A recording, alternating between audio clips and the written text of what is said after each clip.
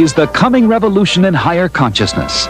Listen now to Elizabeth Clare Prophet, educator, author, and authority on the most exciting story of our time, the coming revolution in higher consciousness.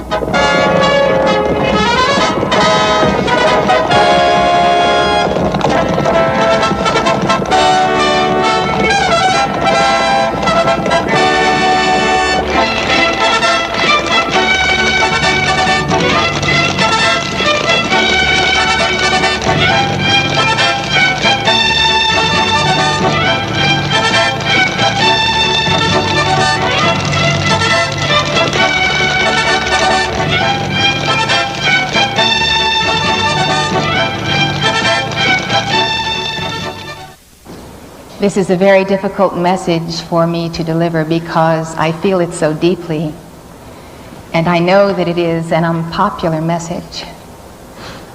It is the message brought by Saint Germain and Jesus Christ, and it is the message brought to us when we listen to the still small voice in our hearts. It's a message that was brought by Jeremiah and Isaiah long ago. It comes to us from the heart of the Mother of Liberty. It comes to us from God, and it is truly a summoning to free spirits and noble spirits who may carry a flame of divine awareness across this nation, awakening America in this hour when the time is so short. So I will begin directly with a prophecy of Saint Germain that he gave last Thanksgiving. He said, "You have every reason to believe, to be concerned, and to be prepared for a nuclear first strike by the Soviet Union on these United States. You have every reason to be alert. Even as I speak, meetings unending take place.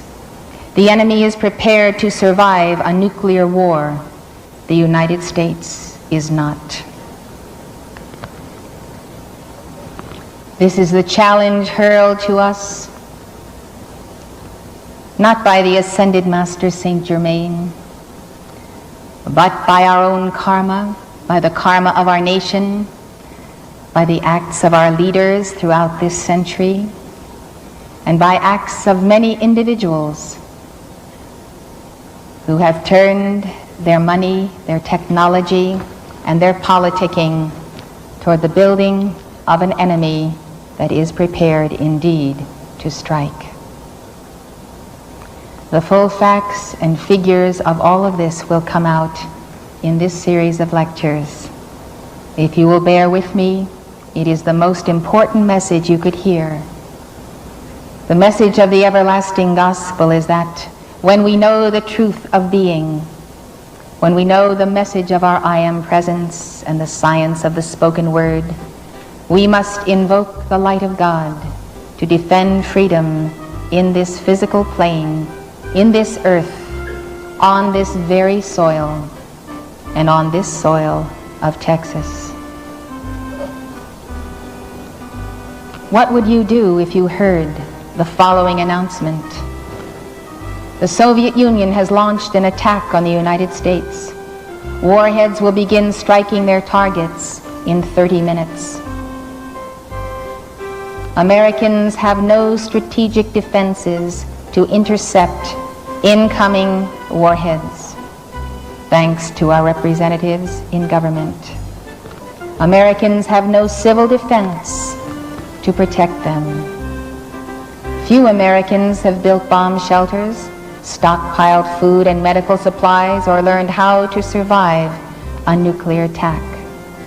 Many do not desire to survive. What would you tell your children in those 30 minutes, the last half hour that you might spend with them? Would you say there is nothing we can do? And will they ask why? And will you tell them we didn't think it was necessary to prepare for war? Our leaders told us it could never happen. We didn't want to spend the money for defense. the defense of our nation, our liberty, our souls, our spirits, our minds, and our right to be on earth in this hour. No, we didn't want to spend the money. Americans have been told that a first strike is impossible because the Soviets would risk annihilation if they attacked us. But as Saint Germain said, that is not the case. They are prepared. They are fully prepared. But how did it happen, Daddy, Mommy? Our children will ask us in those 30 minutes. We used to be the greatest nation on earth. Hopefully we will never have to answer these questions. Hopefully we will face them now, and that we will arouse all America to face them now and face them squarely, because if we do not, we will surely face them later. And perhaps with Job, we will rue the day we were born, only to go down in cowardice and ignominy. What is happening to America? It's the old familiar story. America is not the first nation which failed to use her resources wisely.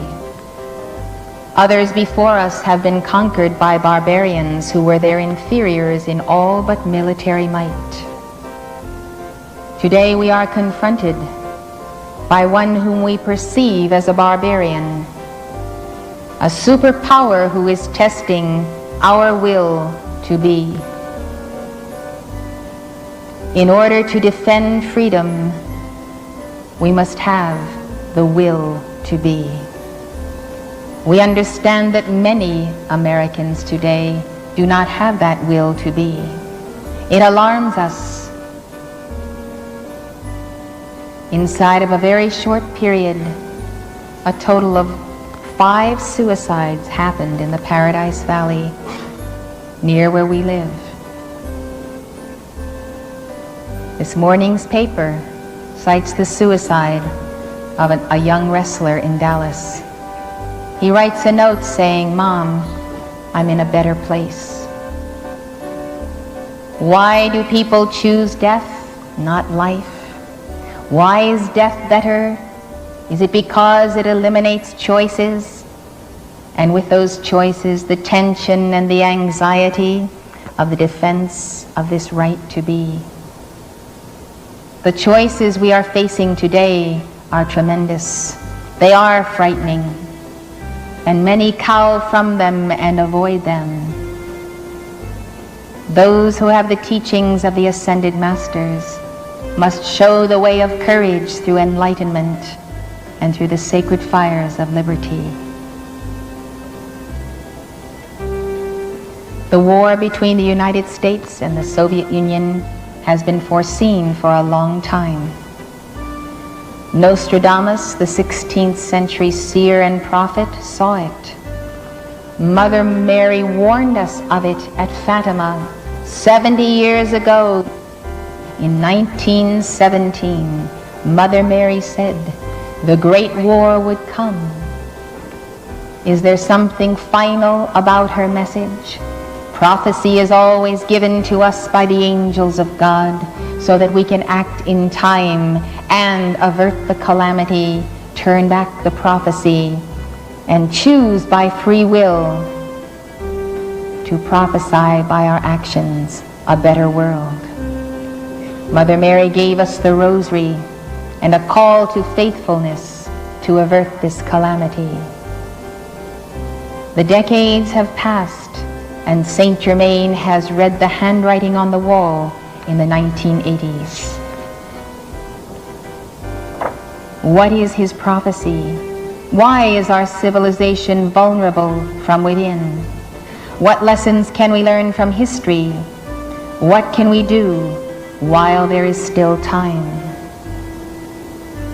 Listen now to the story of a father, a mother, to their children.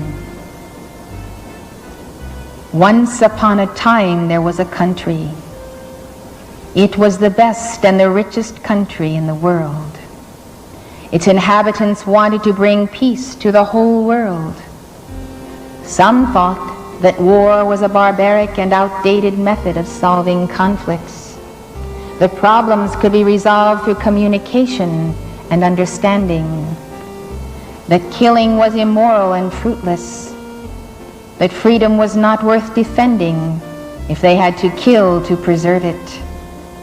That nations wanted to avoid war, and that weapons made people aggressive. That the more weapons there were in the world, the more wars there would be. That war would stop if they could just get rid of all the weapons. And to show their good faith and to set an example for the rest of the world, they believed that they should get rid of all of their weapons. But the people had not learned the lessons of history. They didn't see that other people in the world didn't think the same way as they did, and that when you have something nice, somebody else is going to want it. And so one day those nice, friendly, happy, wealthy people lost their nice, friendly, happy, wealthy country, and they never understood war until it was too late. What is the message we must learn from history? It is that civilizations do not die, they commit suicide. I tell you that America today is in the process of national suicide. And so we see that the birth, growth, decline, and fall of civilizations is a complex process. Right while it's going on, some of the people of the nation do not even realize what is happening. One of the greatest historians of this century, at least the greatest that spoke in the people's vernacular, was Arnold Toynbee. He recognized the dynamic role of challenge and response in the growth of any civilization. By meeting external challenges, a civilization mobilizes its resources to overcome them. The dynamics of growth are such that as long as the civilization meets its external challenges, it will continue to grow and exist. We see this in every form of life, the fishes in the sea, our own bodies. If our bodies can meet the challenge of invading diseases, we survive. The ability of a nation to defend itself against these external challenges depends on comparable spiritual development. Unless the spirituality be present, there is a process of internal decay whereby the challenges from without are ignored or not perceived because there is too much pain within the psyche of the nation itself. If society cannot spiritually transcend itself or etherealize, as Toynbee calls this process, then the civilization enters into a time of troubles that leads to its breakdown and collapse. The fulcrum for change, for better and worse, lies with the leadership. There are two different types of leadership classes, the creative minority and the dominant minority. The creative minority have it within their power to lead civilization up the mountain of self-transcendence. Toynbee postulates that the overwhelming majority of mankind cannot be transfigured en masse and raised to the stature of their leaders in the twinkling of an eye. Society's transfiguration comes only through the process of the imitation of the creative minority. When the creative minority lose their creativity, they become a dominant ruling minority, and all progress stops. The dominant minority do not have the spiritual capacity to effect the needed transformation. The people will not follow the dominant minority. Therefore, they segregate themselves into an internal proletariat and develop a universal church. The schism between the dominant minority and internal proletariat heralds an epoch in which civilization is no longer able to adequately respond to the challenges it faces. Society loses its cohesion and enters a time of trouble that leads to the civilization's destruction unless the separation is healed by the return of creativity, effected by the replacement of the dominant minority with a creative minority. What we are saying here, that wherever there are keepers of the flame of liberty who tap the inner resources of the divine spark in government, education, the arts, science, and technology, wherever these individuals are in a leadership position, by the fulcrum of their fire in their hearts, a civilization can transcend itself and meet every challenge from without. Cycles of the earth, the planet, and the nations are moving on. Yesterday's creativity does not suffice for today's. Therefore, the keepers of the flame of liberty must intensify and expand that divine spark in their hearts, to hold high a torch, to light the way of a nation that is falling under a dominant minority that is neither spiritual nor creative. History has shown that passivity will not overcome evil. Pacifism has seldom, if ever, achieved peace. Often the opposite results. I would like to give you a few examples of history, and I would like the angels of record to recall for you whether you were a part of this tragic scene. Rome's destruction of Carthage in 146 BC. It is a graphic example of pacifism. Pacifism in its heinous mode. Carthage was a prosperous city in North Africa on the Mediterranean between Libya and Algeria, near the site of modern Tunis. Carthage, once Rome's rival, had been defeated, disarmed, and forced to pay tribute to the empire. But the city had become too prosperous for the tastes of the Romans.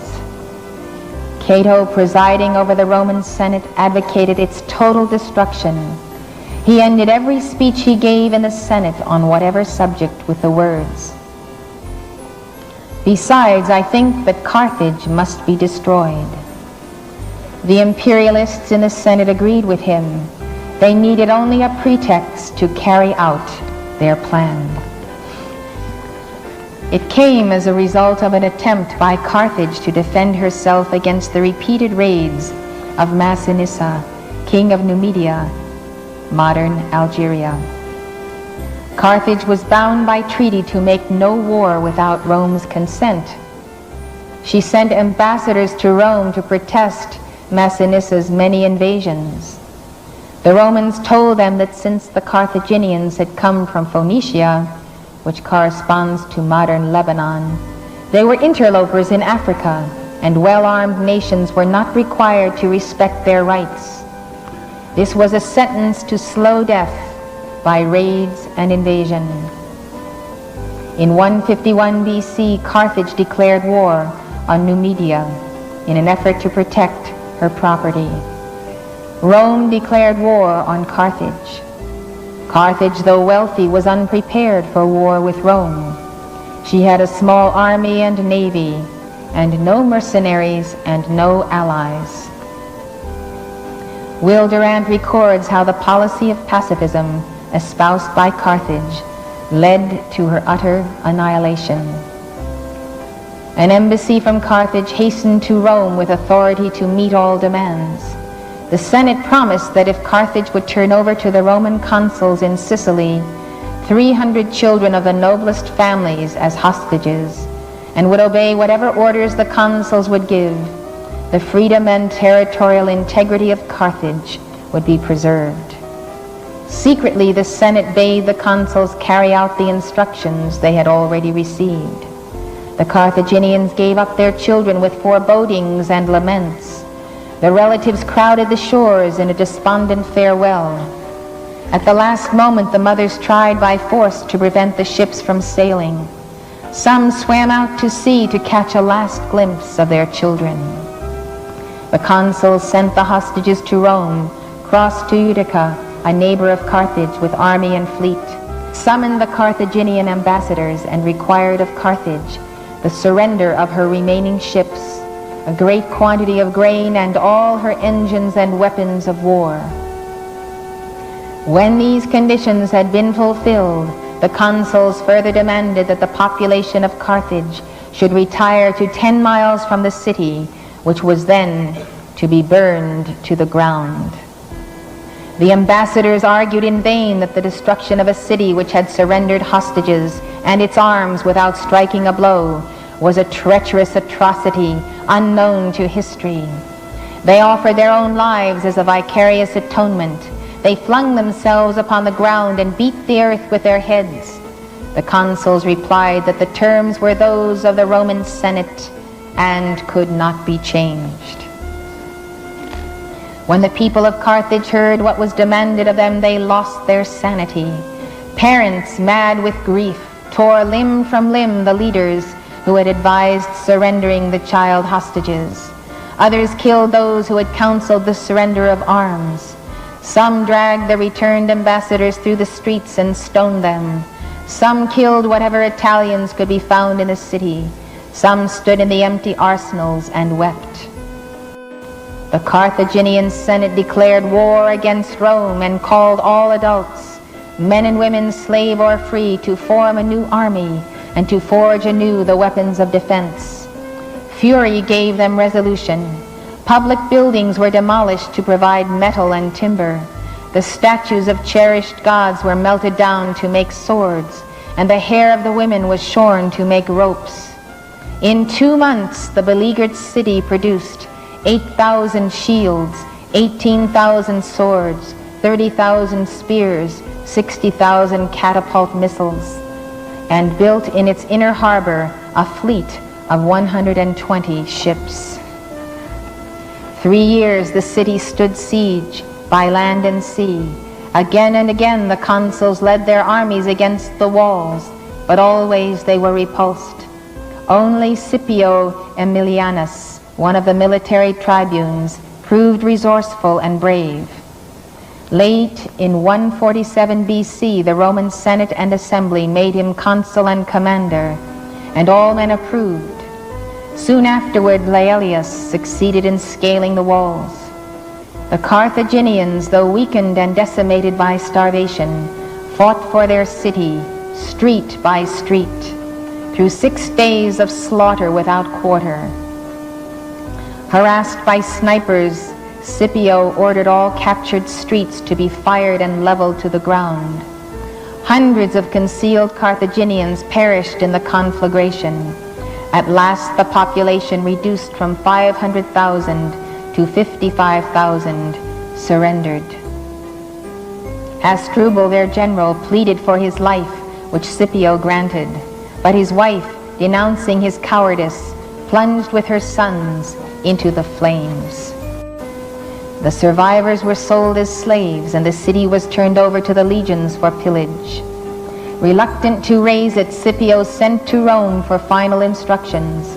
The Senate replied that not only Carthage, but all such of her dependencies as had stood by her were to be completely destroyed, that the soil should be plowed and sown with salt, and a formal curse laid upon any man who should attempt to build upon the site. For 17 days, the city burned. Yes, Carthage reaped the fruit of pacifism. 556 years later, her conqueror fell. Rome was sacked in 410 AD by the Goths and again in 455 by the Vandals. But long before her fall, Rome had been conquered from within. Empires in a state of decay are mesmerized by the mirage of their own immortality. Is that the plight of America today? Are we mesmerized by the mirage of an immortality we have not forged and won? Are we Romans all over again in our insensitivity to what happens in Afghanistan or Angola or Nicaragua or Central America or Ethiopia? Are we somehow too powerful to stoop and help the weak, the helpless child aborted in the womb? What happens to a powerful people gone decadent upon materialism and the lusts of the flesh? They think they are gods, but God will judge them. The Romans actually believed that the empire and the city that had built it had been endowed with a common immortality. Rome's great writers, Virgil, Livy, and Tibullus, among others, declared with assurance that Rome was an eternal city. The Romans were shocked when their eternal city was destroyed by barbarians. This shock was also experienced by the subjects of the Arab Caliphate when Baghdad fell to the Mongols in AD 1258. The Ottoman Empire, the Assyrians, the Egyptians, the Chinese, and many others received the same shock. They had regarded their conquerors in much the same manner as we regard the Soviets, as clumsy, incapable, backward, foolish, uncultured, contemptible, devilish, pagan, etc. Of course, the Soviets import their culture and their technology from the West. Therefore, because we look down upon them, we underestimate them and their capacity to wage war. We have forgotten that the entire Soviet economy is a military economy. The economy of the Soviet Union, other than the military, is in a shambles. Nations go to war because they will die unless they do so due to a failing economy. The Soviets have many reasons why they intend to go to war. These will come up as we discuss the specifics of their situation. One of the worst cases of an advanced civilization being destroyed by barbarians is the destruction of the Hindu civilization by the Muslims. Will Durant has written about this also. He says that the Mohammedan conquest of India is probably the bloodiest story in history. It is a discouraging tale, for its evident moral is that civilization is a precarious thing whose delicate complex of order and liberty, culture and peace may at any time be overthrown by barbarians invading from without or multiplying within. The Hindus had allowed their strength to be wasted in internal division and war. For 400 years, 600 to 1000 AD, India invited conquest, and at last it came. The destruction began in 664 AD with an extended series of raids. In 997, Mahmud, Sultan of the little state of Ghazni, Afghanistan, swept across the Hindu frontier with a force inspired by a pious aspiration for booty. He met the unprepared Hindus at Bhimnagar, slaughtered them, pillaged their cities, destroyed their temples, and carried away the accumulated treasures of centuries. Other Muslim rulers followed Mahmud's lead, and an alien despotism fastened upon northern India for 3 centuries. The Muslim sultans terrorized and exploited the Hindus, weakening their physique and morale, grinding them down in a calculated policy such that a Muslim historian recorded that no Hindu could hold up his head. Why did this happen? We must understand the whys of history. Saint Germain has taught us to direct the violet flame into the history of ourselves and of nations. When we transmute those causes and those records, we find that we clear ourselves and give ourselves a clean white page in the present. We can change the present and the future by first studying and understanding history and then calling for the Holy Spirit to pass the violet flame through it. This happened then because the Hindus had long before lost the will to live. India argued that both mastery and slavery were superficial delusions, and concluded that freedom of the body or the nation was hardly worth defending in so brief a life. The bitter lesson that may be drawn from this tragedy is that eternal vigilance is the price of civilization. A nation must love peace, but keep its powder dry. Why were these civilizations so unprepared for the inevitable external military challenge? I believe it is because their religion had not taught them that in order to defend freedom and their right to be, they must on occasion fight. They must on occasion take up arms. They must on occasion take the finger and draw the line in the sand and say, "They shall not pass." Warfare has been a nearly continuous phenomenon on planet Earth.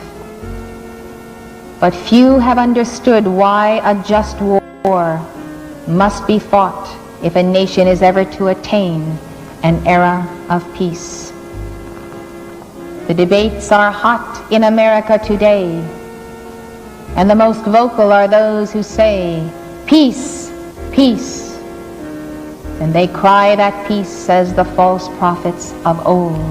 But there is no peace, and there is no peace that can be maintained without defense.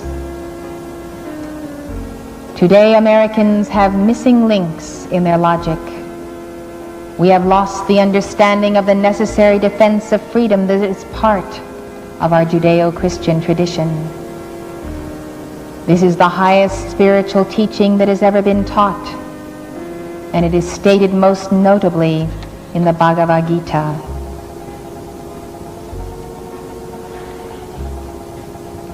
In this 2,400-year-old epic, the warrior Arjuna rejects his duty to go to war. It is the eve of battle, and his kinsmen are on both sides of the field. "My members fail, my tongue dries in my mouth," he says to Krishna. "Naught of good can spring from mutual slaughter. Lo, I hate triumph and domination, wealth and ease. Shall I deal death on these even though they seek to slay us?" he asks. "Better I deem it, if my kinsmen strike, to face them weaponless and bare my breast to shaft and spear, than answer blow with blow." Arjuna sank upon his chariot seat and let fall blow and arrows, sick at heart. Arjuna might as well have lived in America in the 1980s. For America has said, "Better to hold my cities hostage to mutual destruction, better to sacrifice my people than to slay the enemy." Krishna first points out to Arjuna the indestructibility of the soul. Never the spirit was born, the spirit shall cease to be never. This soul slays not, nor is slain. That which is can never cease to be. That which is not will not exist. Is Arjuna willing to choose to be? If not, there is little reason to defend the body temple through which soul experience is gained, Krishna tells him. Krishna's second great message is of dharma, or duty. He commands Arjuna, who is of the warrior caste, Arise, thou son of Kunti, brace thine arm for conflict, nerve thy heart to meet as things alike to thee, pleasure or pain, profit or ruin, victory or defeat. So minded, gird thee to the fight, for so thou shalt not sin. America then needs to heed the command of the cosmic Christ, the faithful and true revealed in the book of Revelation with his armies in heaven. If heaven needs armies to keep its sanctuary pure and undefiled by fallen angels and devils, how much more do we need both the armies of the Lord and our own selves, self-conscripted for the defense of spiritual truth and freedom. America must realize she will only end war when she understands the mandate of God to defend freedom.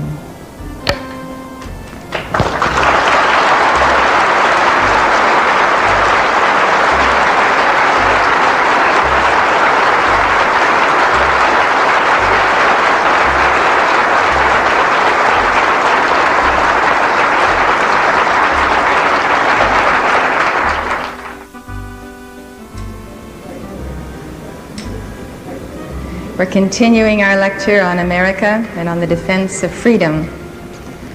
We were talking about civilizations being unprepared for an aggressor, someone who wanted what they had and didn't want to get it by hard work and creativity, but wanted to take it by force.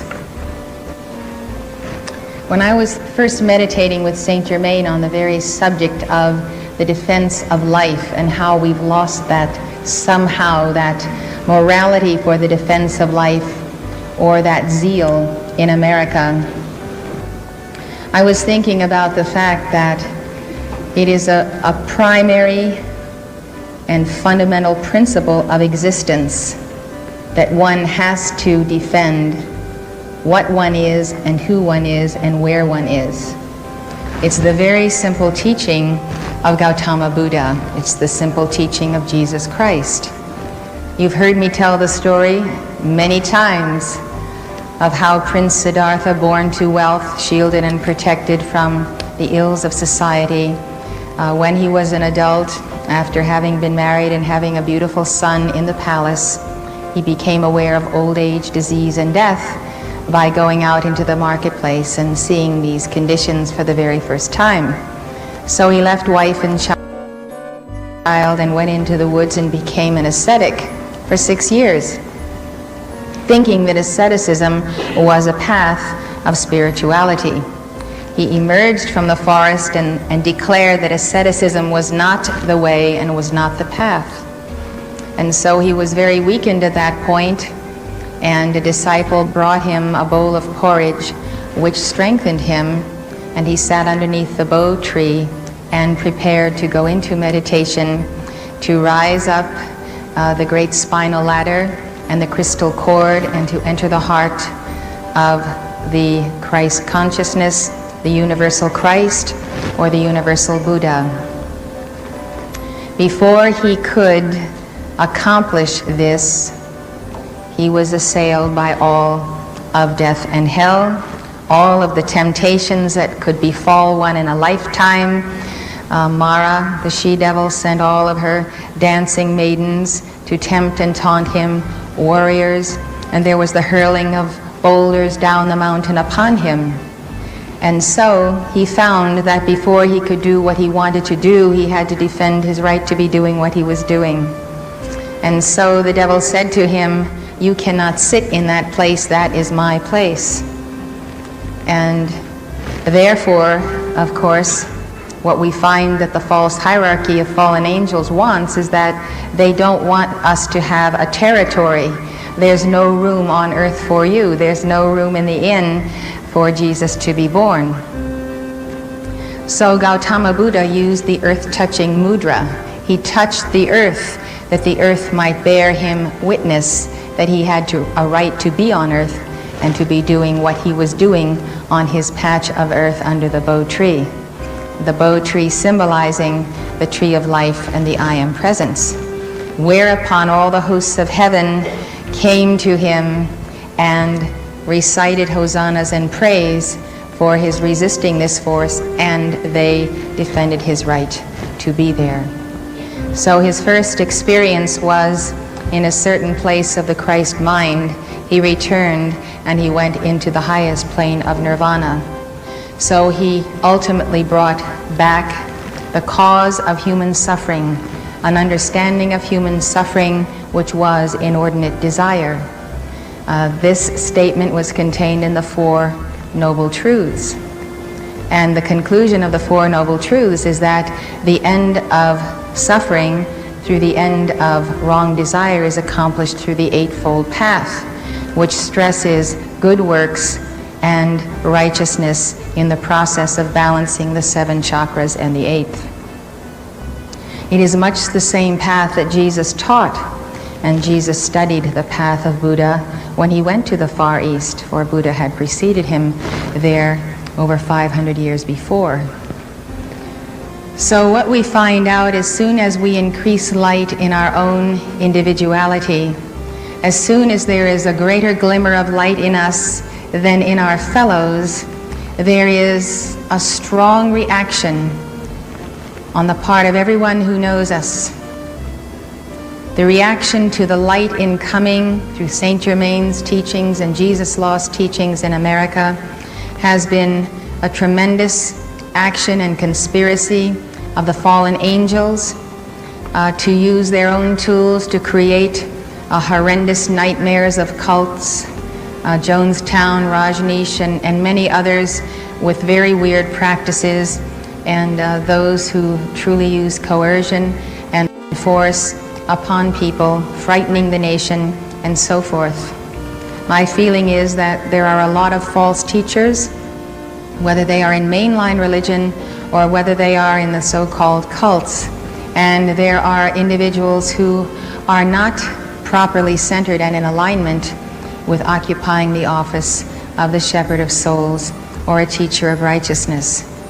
So because there are so many bad examples of those who are seeking to take people's money or to possess their souls or to control them, even in the biggest churches and even in those who are on television amassing millions and billions of dollars a year.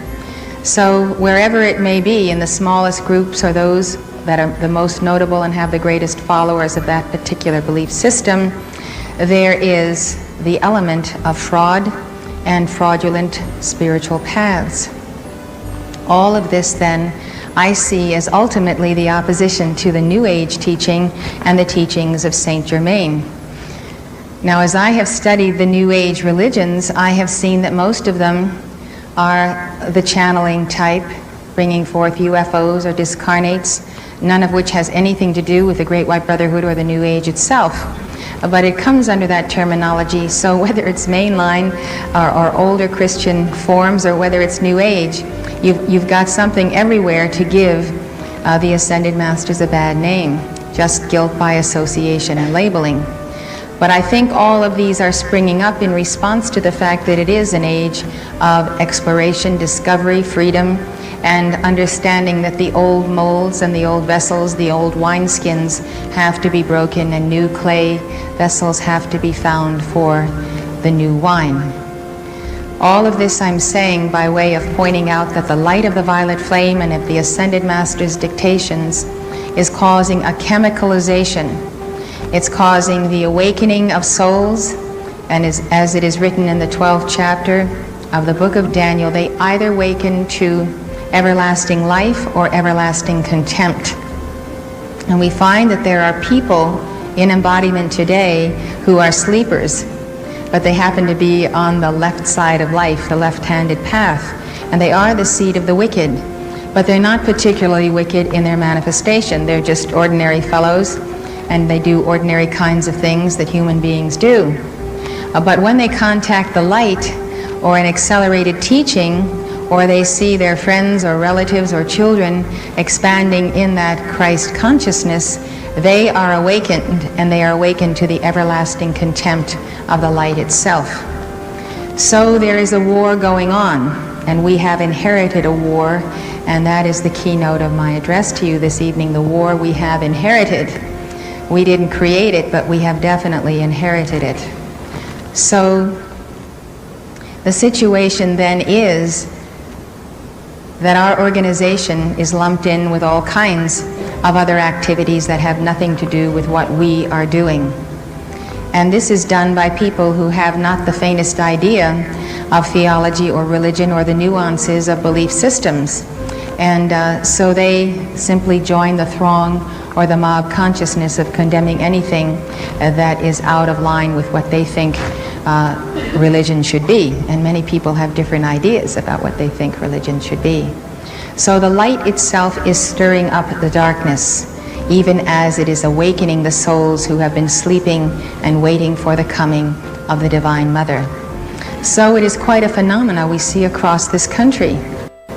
And anyone who stands for the light, and anyone who begins to decree, and to see how decrees change your life for the better and bring you into a new awareness of self and a new desire to be around other people who also have the same awareness, understand that those who do not want to move forward in their own paths, those who liked you the way you were and like themselves the way they are and want to maintain a status quo, they become incensed, and sometimes some very ugly things come out of people that were pretty nice before it came to a confrontation of light and darkness. So that situation has to be noted, because what we really want to understand is that the light we are invoking has a tremendous power. It has a tremendous power for change. And when Buddha determined to sit upon his patch of earth to draw forth that light, he became a threat to established religion, a decadent Hinduism that was coming to its last days of vibrancy. He was a threat to all other established religions and those who held the reins of power in the organized religions of his day. So we are no different, and when we have a cause that pierces the night and brings forth a light, we find that we, as the individual, first of all, must place our feet squarely upon the earth and understand, with our eyes wide open, that if we are going to carry the light of the living Christ, if we're going to bear Jesus Christ in our bodies and live for Him, if we're going to be filling auras that are constantly expanding with this intensity of violet flame and sacred fire, there is going to be a chemical reaction where we go. If then we decide to organize and form a movement and have a coming revolution in higher consciousness, the threat is multiplied, and then it is noticed not only nationwide but around the world. And that is just what has happened to this organization. Now, America is like an individual. America is a nation of people who already have great light, who are sent by God to this continent to bear the flame of liberty. America has more light than any other nation in the world, by the light of its sponsorship by the Great White Brotherhood and Saint Germain, and by the light of the people who live here. So what I am telling you is the truth, that the Divine Mother, the Goddess of Liberty, has placed herself in America to assist Saint Germain in the sponsoring of this nation as an experiment in freedom through the raising up of the Christhood of her people, through the raising up of that Christ in the economy, in government, in the arts, in science. We have seen a tremendous civilization built, the greatest civilization in the world, until in this hour we are seeing that very technology and civilization is being misused by other powers for other means and purposes. So masters sponsor disciples when they have a pretty sure bet that that disciple is going to make good on a grant or dispensation of energy given to him by the master. It is folly to lend money to someone whom you know has squandered money, is not making money, doesn't have a job, and has nothing in sight to pay it back. and that's how the universe runs. So the masters sponsor those who are trustworthy and have been so for many lifetimes. So they have assembled together a certain and distinct people that came down as the Hebrews, as the seed of Abraham. I'm not speaking of Jews now, I'm speaking of the Hebrew people, the seed of Christ, who did embody from the Ancient of Days through Abraham. And this comprises reincarnated souls of the 12 tribes of Israel, but chiefly the tribes of Joseph, of Ephraim and Manasseh, and some of the tribe of Judah, who were the remaining Jews out of the 12 tribes who reincarnated in Europe. So the story of the tribes is long, and of the great brothers, some of which is covered in Saint Germain-En prophecy. But America is the promised land for those who were the spiritual inheritors of the lineage and the seed of Christ through Abraham. And that wound up being the son Joseph, if you read the scriptures carefully. And there was a disinheriting of another of the brothers, one being Reuben, and therefore a great jealousy on the part of Reuben, who the Reubenites then reincarnated in the area of Russia. So that element of jealousy of the loss of the inheritance and the receiving of it by Joseph has stuck in the consciousness of these tribes of Israel all of these long centuries. And these tribes, of course, antedated the time of their rebirth through Abraham in their lives on Atlantis, Lemuria, and it goes back and back. So the war we have inherited has a lot to do with the light we have inherited. And we know that we have said, and it has been said, that truly America is the last bastion of freedom and liberty, and if we do not preserve it here, there is nowhere else on earth that it can be preserved. We have the capacity to defend freedom in every nation, on every shore, if we would understand that this is our dharma, this is our duty, and that we need to set the example by the path of individual Christhood. There is only one way to have peace on earth, and that is every man becoming the anointed one of God.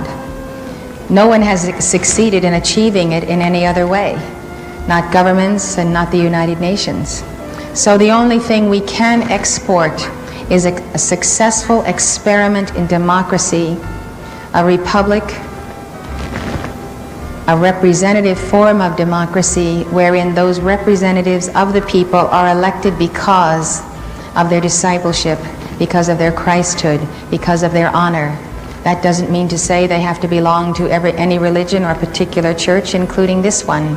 It simply means that they are walking in the path and footsteps of Jesus Christ, and they can only do this if they understand and have his true doctrine, that the one who bears Christ in his being is one with that Christ, even as the sunbeam is one with the sun, and that as we assimilate that light, we return to the source whence Christ also descended.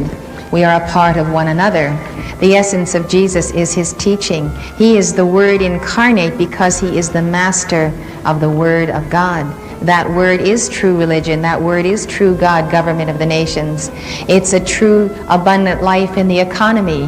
Wherever there is a field of endeavor, a system, a department of life, the Word is the center of it in the exact right knowledge and right understanding of how to achieve the ends of that field, whether it is engineering or technology or space or whatever area of life you are positioned in. The Word itself is the fire that ignites a very complex formula, a mathematical formula of sound and light and dimension. And it only takes one individual who is a keeper of the flame in the center of a very vast endeavor or undertaking, such as the space program, to be the keeper of the flame. So this is the story of America. People have had dreams, they've decided to settle here and there, they've decided to begin to manufacture or to multiply what they had in some kind of a sacred labor that they have discovered out of the Christ flame in their hearts. And through the path of individuality and free enterprise, they have built for themselves something that they could be proud of, and something which came out of an inner blueprint and a divine plan and was their mission to accomplish. So you take a socialist society where people are not free, to be ingenious. They cease to create, they begin to stagnate and die, because that which ceases to create ceases to be. And we have to know that if we are not creating every day, we are losing the exercise of the heart chakra, where all creativity comes from.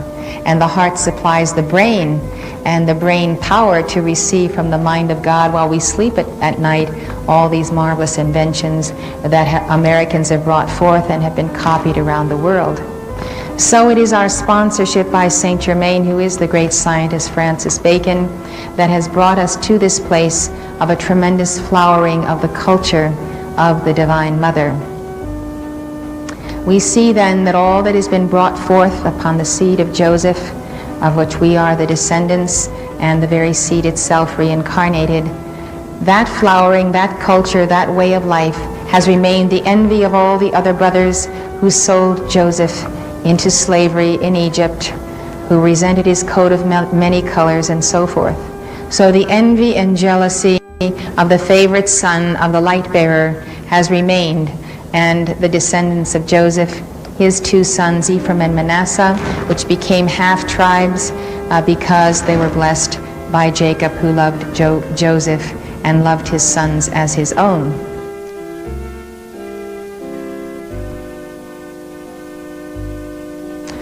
So we see Britain as being the reincarnated Manasseh, and the English-speaking peoples or Commonwealth nations that came forth out of Britain.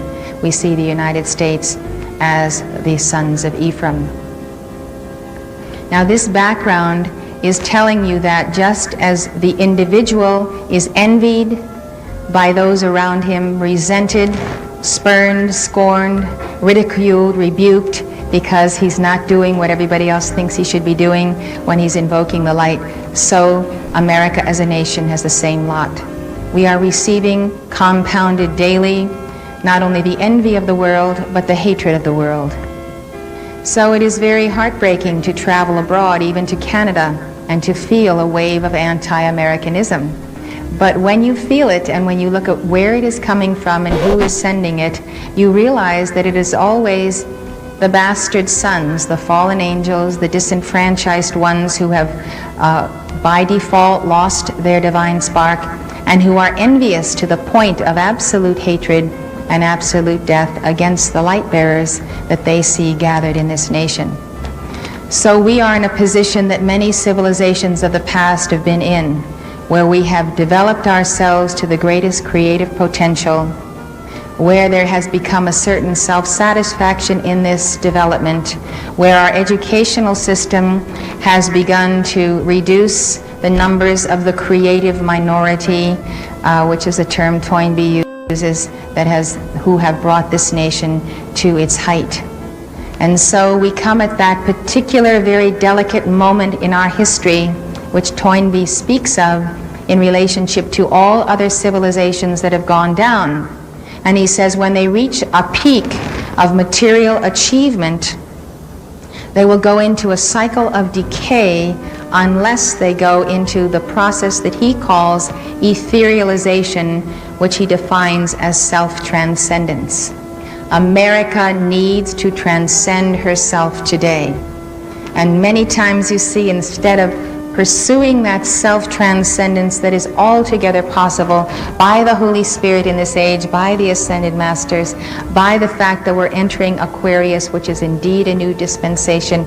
There is going back to the good old days. People play the old songs of the 20s, 40s, 50s. They want to dress like everything was in the 50s. They want to remember the good old times. And it seems like there's nothing new anymore. There's nothing new to do. We've done it all. We've had it all.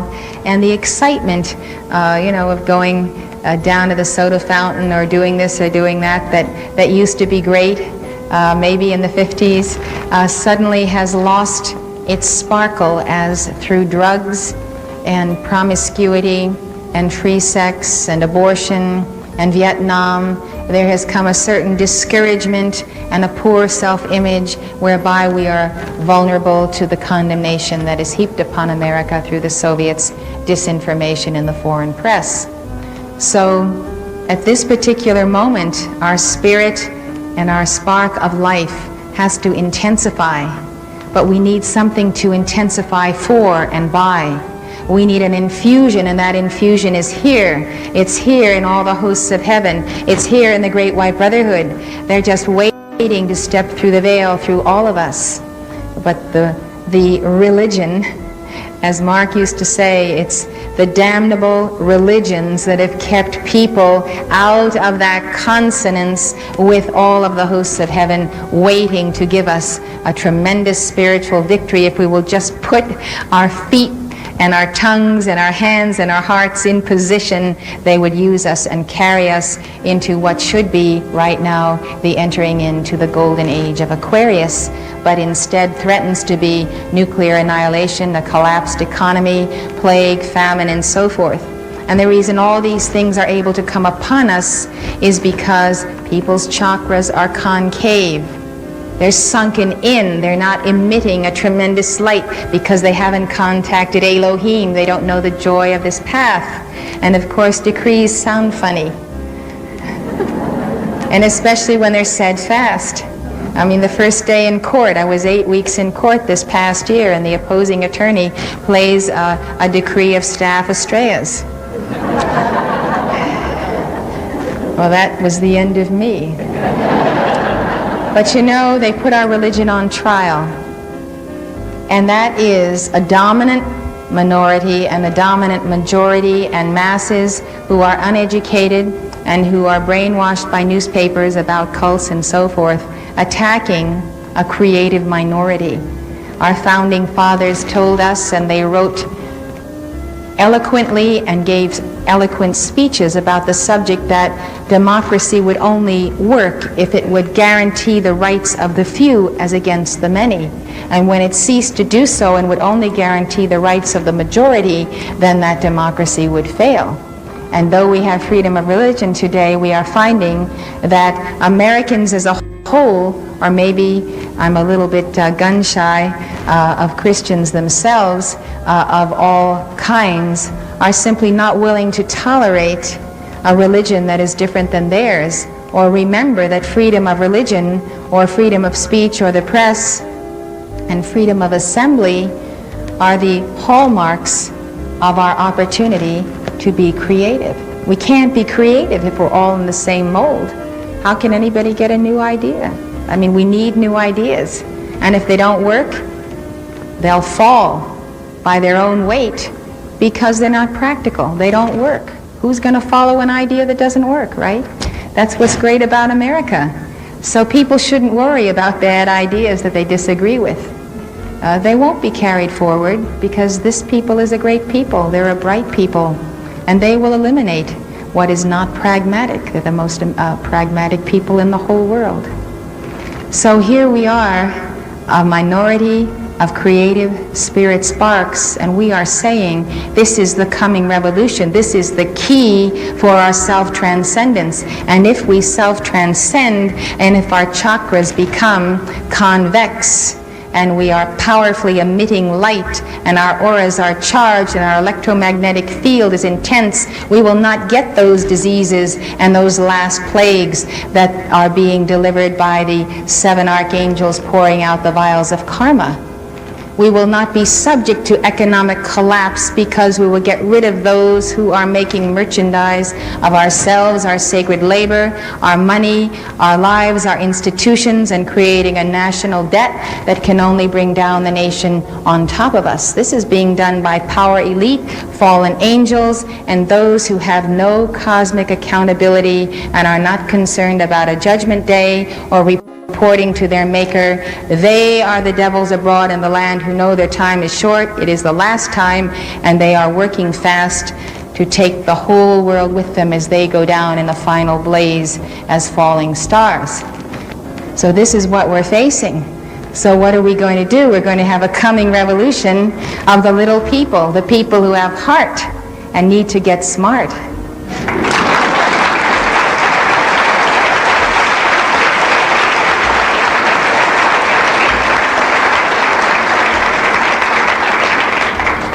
Americans, therefore, do not sense the danger. As we have freely assembled here and freely worshipped, and we are in the joy of the violet flame, It is hard to think about what is going on in secret meetings in the Soviet Union or wherever in this nation or elsewhere. It's hard to identify with evil when you're of the light and of God and you feel that totality of God's light around you.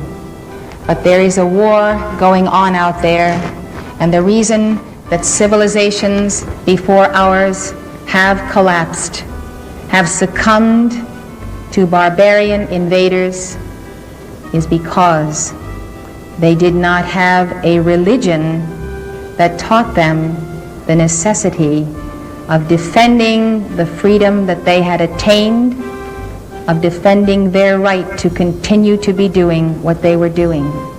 Defense is a missing link. It's a missing link in the logic of America. You know that the calls to Archangel Michael were thrown out in Vatican II, that the calls for the defense of the church or of the nations to Archangel Michael are no longer being said.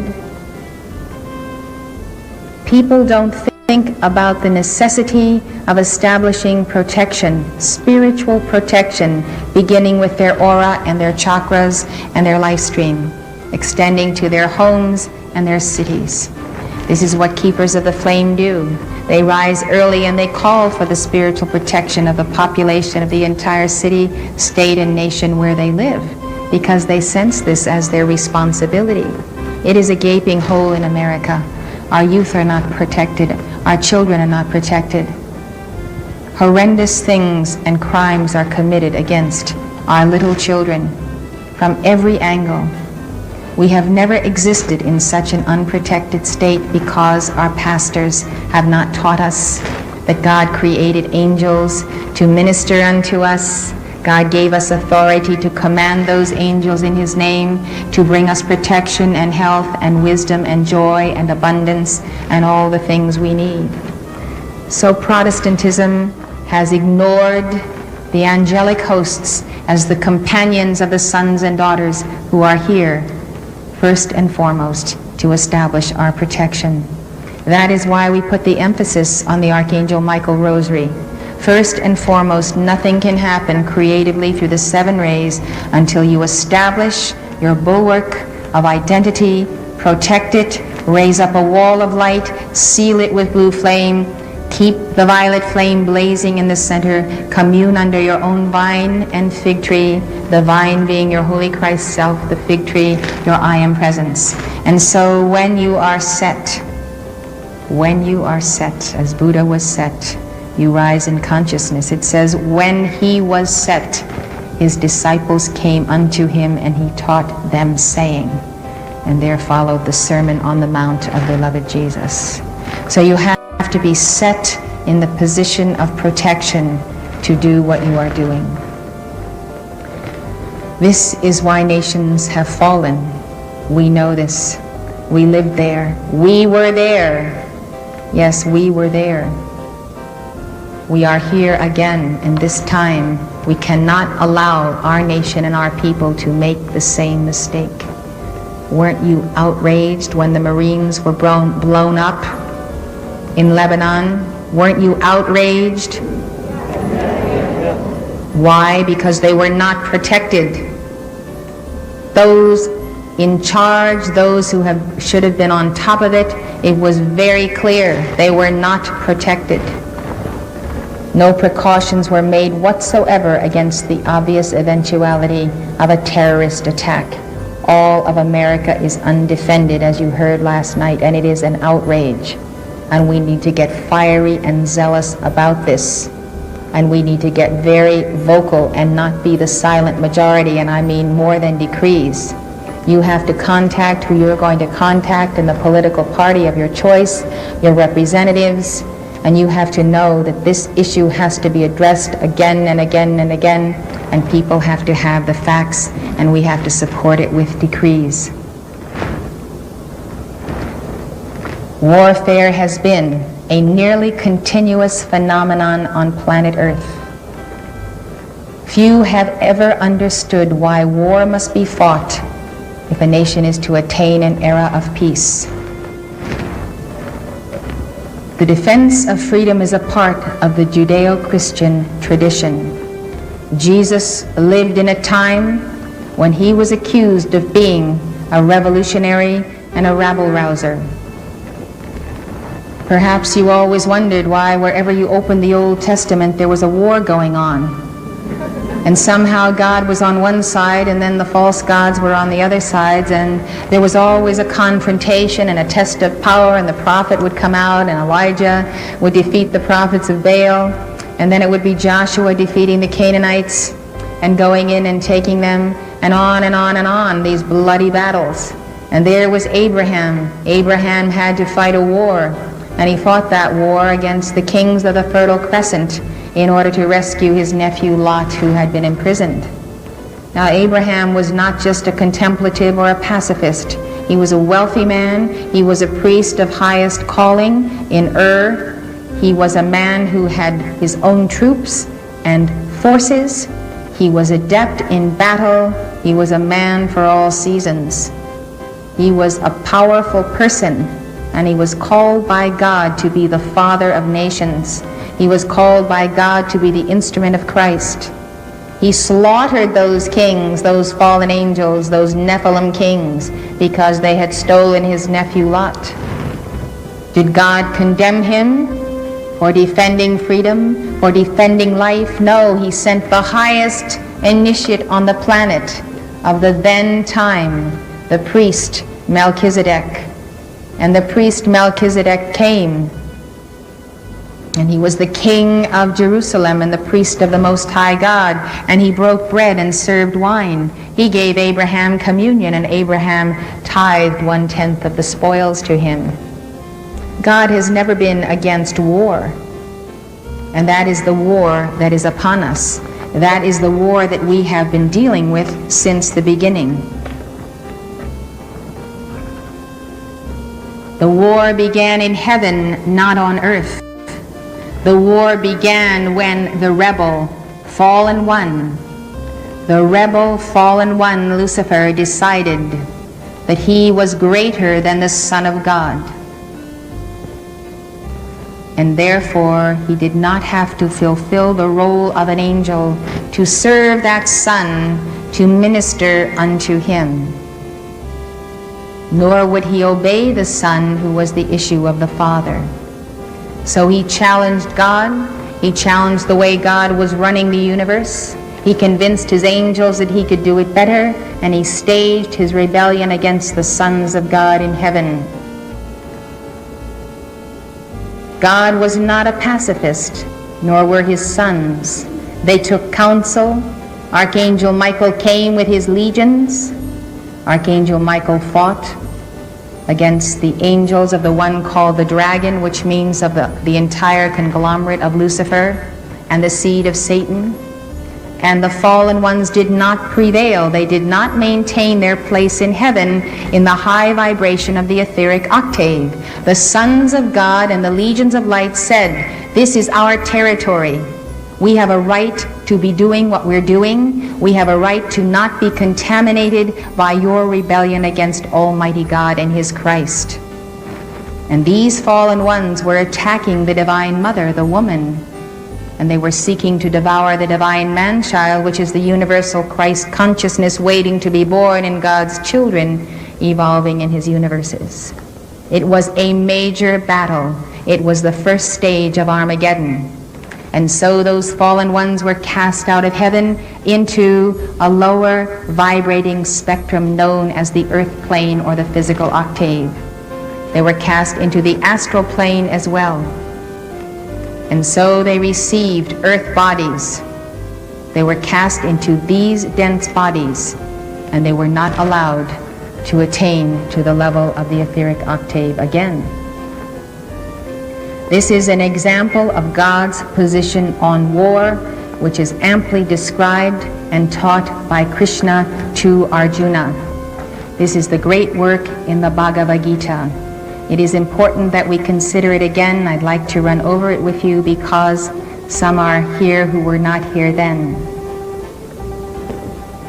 This is a 2,400-year-old epic poem It is in the ancient text and most beautiful spiritual book of India, the most popular and well-known, the Bhagavad Gita. So we have a warrior. He is of the warrior caste. His name is Arjuna. And he becomes a pacifist. He rejects his duty to go to war. It is the eve of the battle, and his kinsmen are on both sides. They're fighting on both sides. So whatever side he goes on, he's going to be killing his own relatives. So he says to Krishna, "My members fail, my tongue dries in my mouth. Naught of good can spring from mutual slaughter. Lo, I hate triumph and domination, wealth and ease. Shall I deal death on these, even though they seek to slay us?" He asks. "Better I deem it if my kinsmen strike, to face them weaponless and bare my breast to shaft and spear, than answer blow with blow." Arjuna sank upon his chariot seat and let fall bow and arrows, sick at heart. It is the greatest teaching that America needs today. People would rather get out and demonstrate with peace signs, and when they smoke their peace pipes, there's marijuana in it and other substances. They have gone soft on everything that challenges their right to be doing what they're doing. But what they're doing is not even worth defending. That is the alas of the hour, that they have not been given by their leaders, by their pastors, by their educators, by the leaders in business and the economy, a reason to excel creatively. People are bored. Very few people are striving for excellence and achievement, and many are striving in that direction because they want good jobs, because they want to make money, because they want to be in a good situation and bring up their families protected by a high income bracket that insulates them from the general decay of our society. Our leadership, therefore, does not any longer consist of the creative minority that built this nation. So Arjuna says, "I would rather die than fight." Thus is born the idea of national suicide, individual and national suicide. So unless we have a change of attitude, we may fall with sweat upon our brow, with butterflies in our belly, with our mouth dry, and as cowards, desiring rather to die than to defend our right to be. So, Krishna first points out to Arjuna the indestructibility of the soul. This soul slays not, nor is slain. This is a profound spiritual truth, and it is based on the famous teaching of Krishna, which is given in this setting. Never the spirit was born, the spirit shall cease to be never. Never was time, it was not. End and beginning are dreams. Birthless and deathless and changeless remaineth the spirit forever. Death hath not touched it at all, dead though the house of it seems.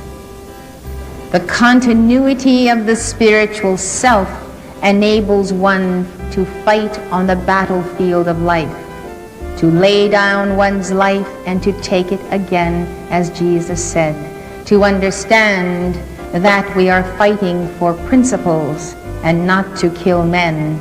Though it seems that the house is dead, the spirit lives on and learns the lesson from the victory of light and the vanquishment of darkness.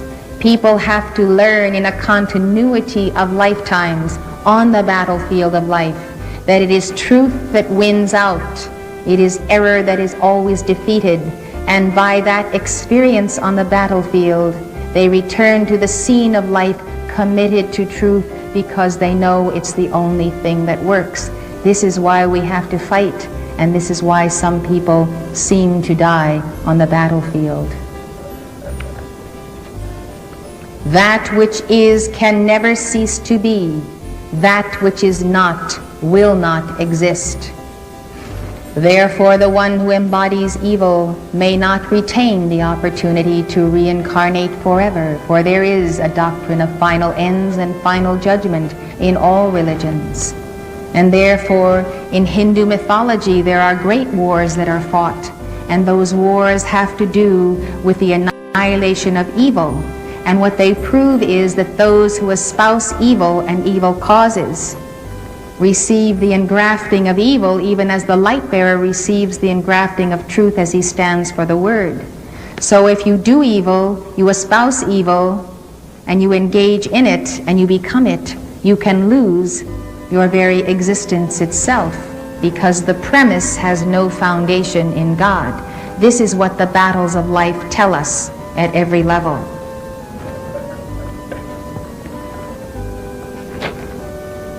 The question is Arjuna willing to choose to be? If not, there is little reason to defend the body temple through which soul experience is gained. So Krishna tells him. Krishna's second great message is of Dharma, or the duty to be oneself and to fulfill one's reason for being. That is the meaning of Dharma. It is a great Eastern concept. We have a reason for being. The other reason we live is to fulfill our karma, which is to balance the misuses of God's light and energy. But the Dharma is the calling of the soul, and the soul who loves his Dharma wants to quickly expiate sin or karma because it weighs him down and prevents him from fulfilling that highest potential of his being. Dharma, duty. He commands Arjuna, who is of the warrior caste, "Arise, thou son of Kunti, brace thine arm for conflict, nerve thy heart to meet, as things alike to thee, pleasure or pain, profit or ruin, victory or defeat. So minded, gird thee to the fight, for so thou shalt not sin." The law of God states it is a sin to fail to defend one's reason for being, one's Dharma. One has to stand up and be counted for one's identity and the gift of identity in God. So nations must stand up and be counted. America must stand up and be counted for her reason for being in God, for her sponsorship under Saint Germain and the Goddess of Liberty and the Great White Brotherhood. We have a reason to fight on earth because the Bible tells us that these fallen ones cast into earth bodies took their revenge on the seed of the woman, the children of the Divine Mother in the earth. They are persecuted. He comes with great wrath. He comes with persecution, and he has remained in a posture of revenge against the offspring of God, against whom he rebelled in heaven. So the warfare we have inherited on earth is the warfare begun in heaven. And the difference is that on earth we have all of the heavenly hosts and the archangels to assist us. We are not here to fight this battle alone, but we are facing the final Armageddon. It is the last time, and we know it is prophecy that in America today, the battle that must be fought will not be won except through divine intervention. We simply cannot beat so great an evil, so great an unreality, so great a delusion of fallen ones pitted against us without all of the Lord's hosts at our side. This we invoke through the dynamic decree, because we understand the science of the spoken word. Our people must learn to pray as God taught them to pray, as God gave it to them through Moses, the name I am that I am. This is the greatest living message we have. This is our revolution. This is our stump message. America needs to heed the command of Krishna, the name of the cosmic Christ. She must realize she will only end war when she understands the mandate of God to defend freedom. Sometimes we find that our people have become super wise. They are wiser than the prophets that have ever lived, wiser than the anointed ones. They actually think that in their conceit they can change the theology of a cosmos, the rules of the game of life, or the situation of light and darkness.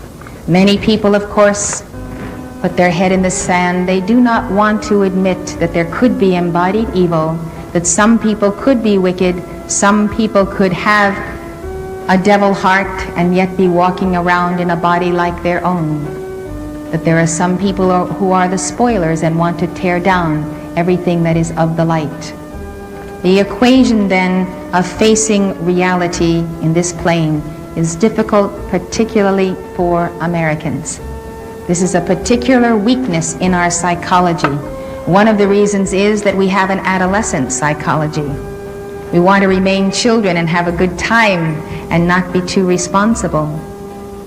But then again, we've been programmed by 50 years of silent and talking pictures that have told us that everything comes out just great and people live happily ever after, and the dreams of life are very limited, and it becomes greatly centered on finding the perfect love, settling down in a cottage with trellises and rose vines crawling up, and raising a family and not having any problems, and everything is very idyllic.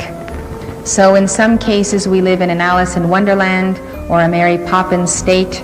Alice in Wonderland, you know, was written under the influence of actually drugs. But nevertheless, it was the breaking through into the astral plane, and that's the other side of America. On December 31st, 1959, America took a plunge into the astral plane, which was rent through rock music, through drugs. And then there came existentialism, extreme pessimism, a reaction against the good life, and I don't think America has felt as good about herself ever since the boys came home and we had the victory of World War II. There has been a gradual decline in our understanding of our self-image and feeling good about ourselves. So while we have a Pollyanna view, we also have a very cynical view, and it is almost a hopelessness, and in some quarters that hopelessness, as we have mentioned, has degenerated to suicide.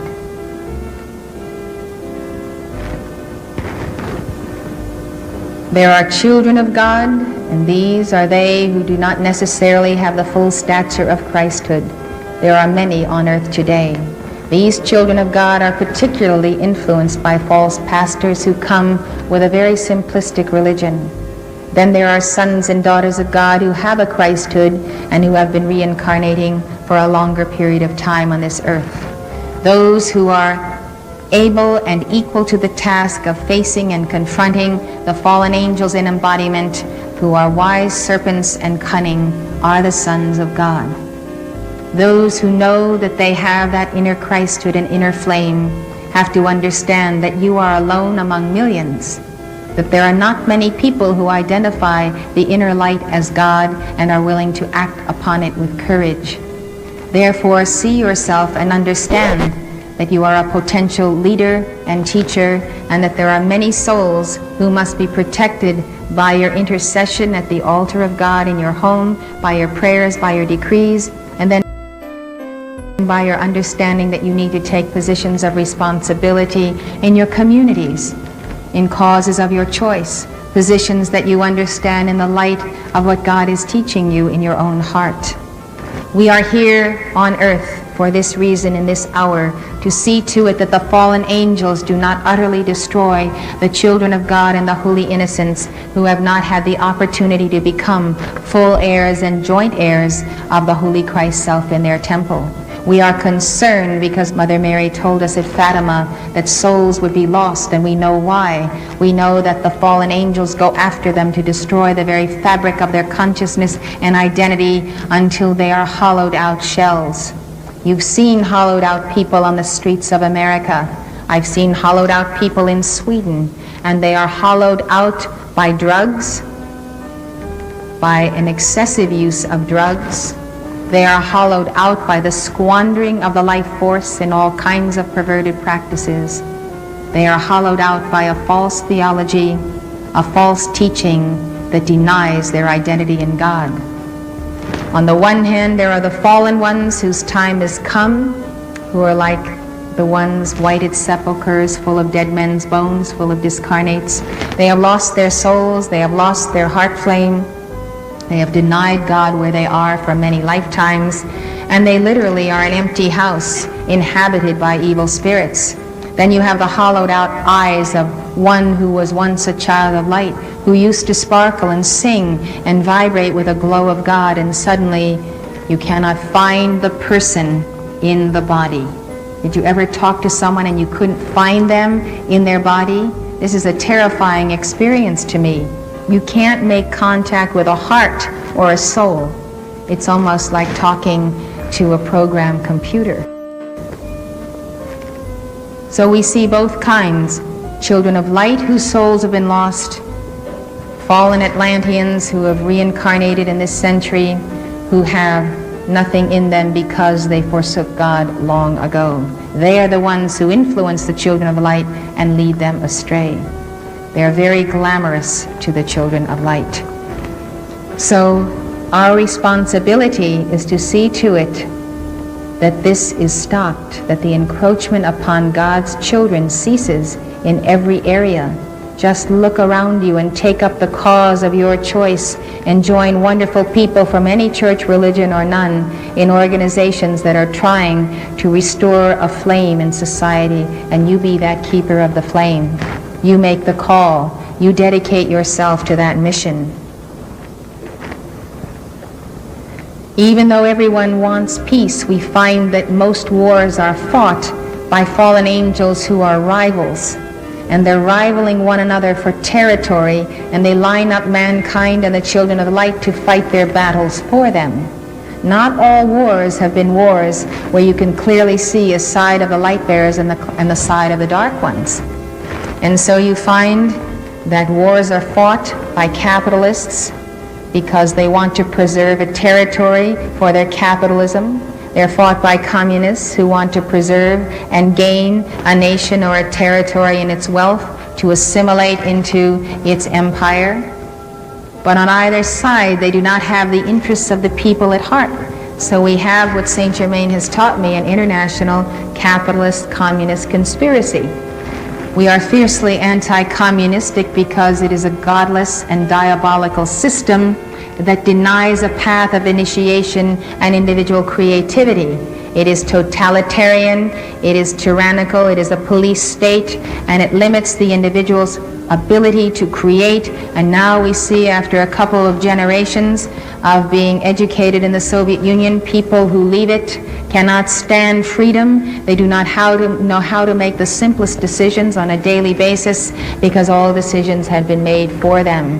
They have become a new breed of person that simply wants to be controlled by the state, wants to be told what to do, and would rather stand in a bread line than have to fight for a free enterprise system and think up how to become a baker and open your own business and bake the bread and make money at it.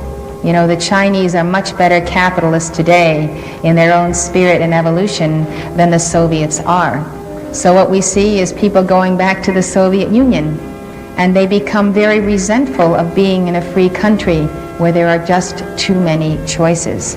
So this is the death of the soul. This is the death of the soul, and a person has gone on automatic pilot. They're like a robot or a computer. They don't have to think anymore. They just plug in to the giant computer of the state.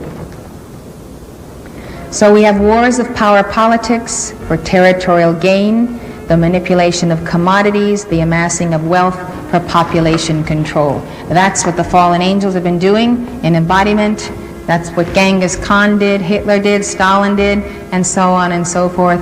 And they have used us as fodder on the battlefield. The children of light have to be taught this. They have to see it. But this has nothing to do with the issue of defending freedom, principles, and the territory of God and God's people. But we have come to misunderstand that all wars are the same, that there's no just war. There's no war to set the world free for democracy, as was the battle cry in the past. But the fine line of division has to be understood by the whole cosmology of the universe and the understanding that, yes, we have inherited Armageddon, and Armageddon is different than the territorial wars of the rivals.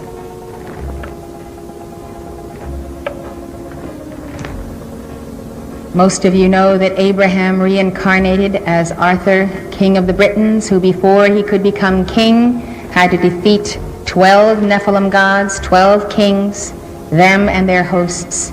When they were defeated by Arthur and his knights, he was able to sit upon the throne and be acknowledged as the one who held the supreme power. He was a devotee of Christ. He brought back to Camelot teachings of the mystery school. All was based upon the Holy Grail and its quest, understanding the Grail as the chalice of oneself to be the bearer of the blood of Christ. This is why we call ourselves Camelot, because El Morya is the founder of this organization. El Morya was Abraham as well as Arthur. So we see ourselves as bringing together again the teachings and the mysteries of the quest of the Grail and the knights who lived in those ages of darkness. We find that in the war of Armageddon, the Lord himself is fighting on behalf of the tribes known as Israel and Judah. He is fighting on behalf of the seed of light. It is the I Am Presence fighting on behalf of the Christed ones.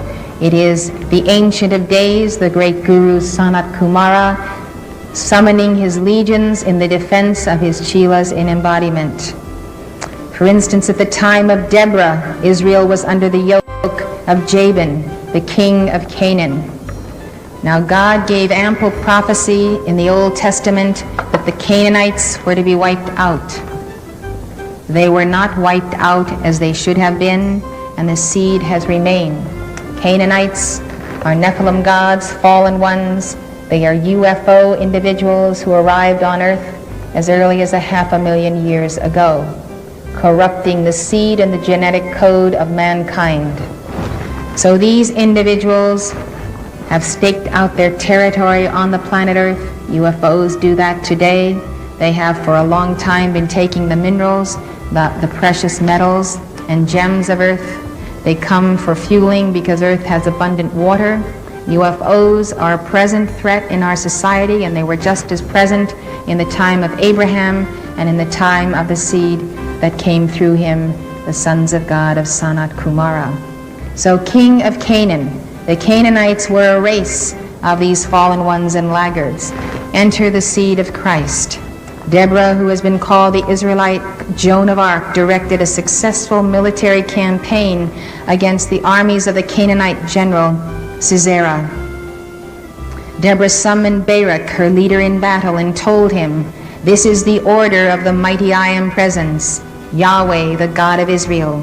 March to Mount Tabor, and I will entice Sisera to encounter you at the Wadi Kishon with his chariots and troops, and I will put him into your power." At Barak's advance, Yahweh struck terror into Sisera. All his chariots and all his troops, Sisera's whole army fell by the edge of the sword. Not one man escaped. Deborah and Barak offered a song of thanksgiving for the victory. It says in part, "From high in heaven fought the stars, fought from their orbits against Sisera." The stars, and the use of the term stars is a reference to the archangels, to the hosts of heaven and hosts of light who interceded.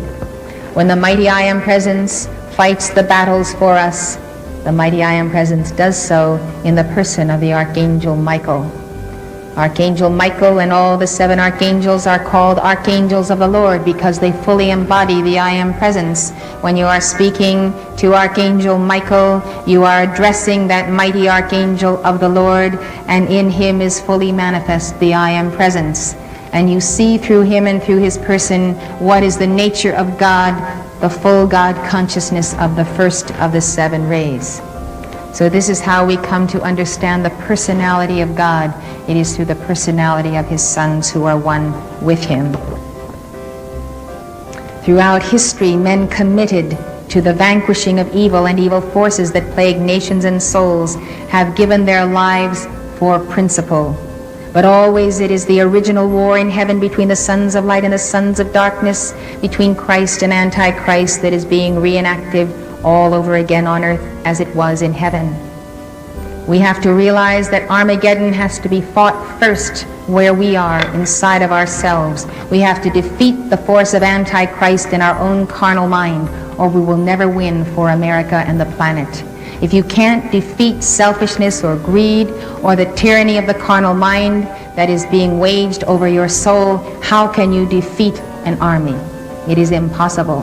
But when Christ is allowed to enter your temple and defeat the adversary that comes through your karma, comes through your human habits, when truly you cast yourself on the rock of Christ and want to be broken and reformed in Him, you emerge in the strength of the Spirit. You emerge one with God, and you can defeat anything. Death and hell has no power over you. So concentrate on this and do it, because if you love life and you love America and you love your children and you love your loved ones and posterity, you have to conquer yourself. And that, unfortunately, is what Americans have decided they don't want to do. They like the good life. Their pastors don't tell them it's necessary. There's no struggle. There's no path. There's no initiation. There's no failure. Just believe on the Lord Jesus Christ and be saved, and your sins will be forgiven. And just be a good Christian.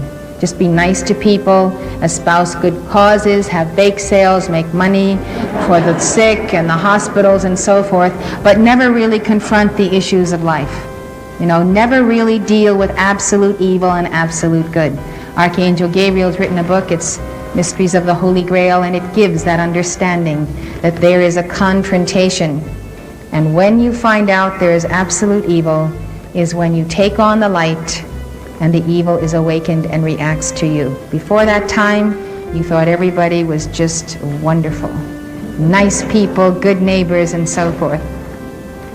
So you see, you cannot avoid a confrontation with evil when you enter the absolute purity of your own Christhood in Jesus. It will come. You must be prepared. Don't fall back. Don't faint. Don't be like Arjuna. There are millions of angels and saints and many on earth who are right there with you, one with you, and you have to know that when you seem to be alone, confronting a very difficult situation. There are lots of keepers of the flame on earth, and that's why we heard in the dictations of this class, it's really important to take care of one another and sense ourselves as a brotherhood and a sisterhood of light, because we need to care for one another in those periods when the challenges come thick and they come fast. This is the last time. This is the time fallen angels and their robot creation must be brought to the final judgment by warriors of the Spirit embodied in flesh. That's you. That's you.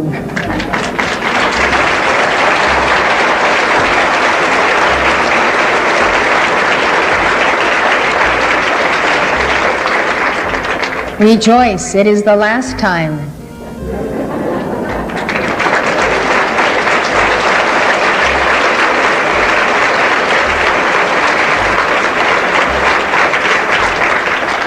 Jesus prepared us to this time. He told us at the Last Supper we would be sitting in the position of judging the fallen angels and the false hierarchies. That challenge is upon us. We can't shirk it. We have to love it and run into the thick of it.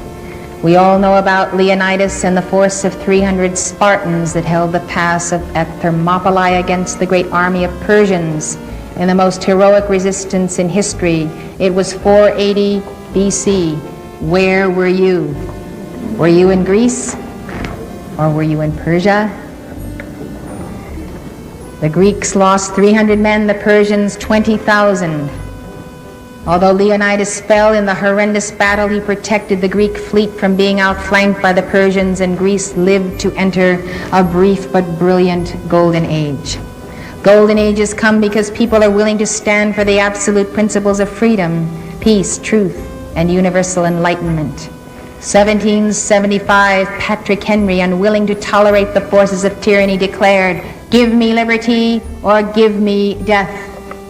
That means I will not live under tyranny. I will not succumb and compromise to save my skin.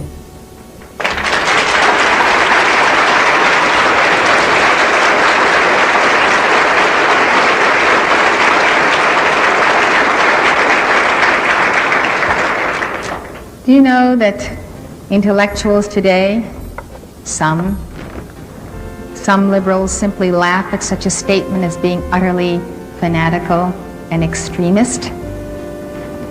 That's the attitude toward the patriots that were the creative minority of America. It was on that stand that the American Revolution was fought and won. Washington said, "We have to resolve to conquer or die." It is no different today. If we don't conquer, death will not be a choice. Nathan Hale said, "I only regret that I have but one life to lose for my country." Well, Nathan,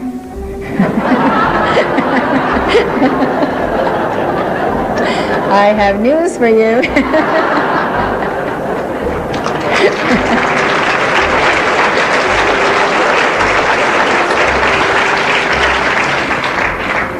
In American's creed, each American affirms his belief that it is my duty to my country to love it, support its Constitution, obey its laws, respect its flag, and to defend it against all enemies. We are not doing it.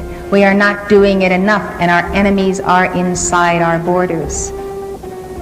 Can you tell me why the penalty is not death for selling secrets to the Soviet Union that compromise our entire military posture and our future? Can you tell me why these spies do not get the death penalty and thereby deter spying and others from going into it for a few paltry dollars?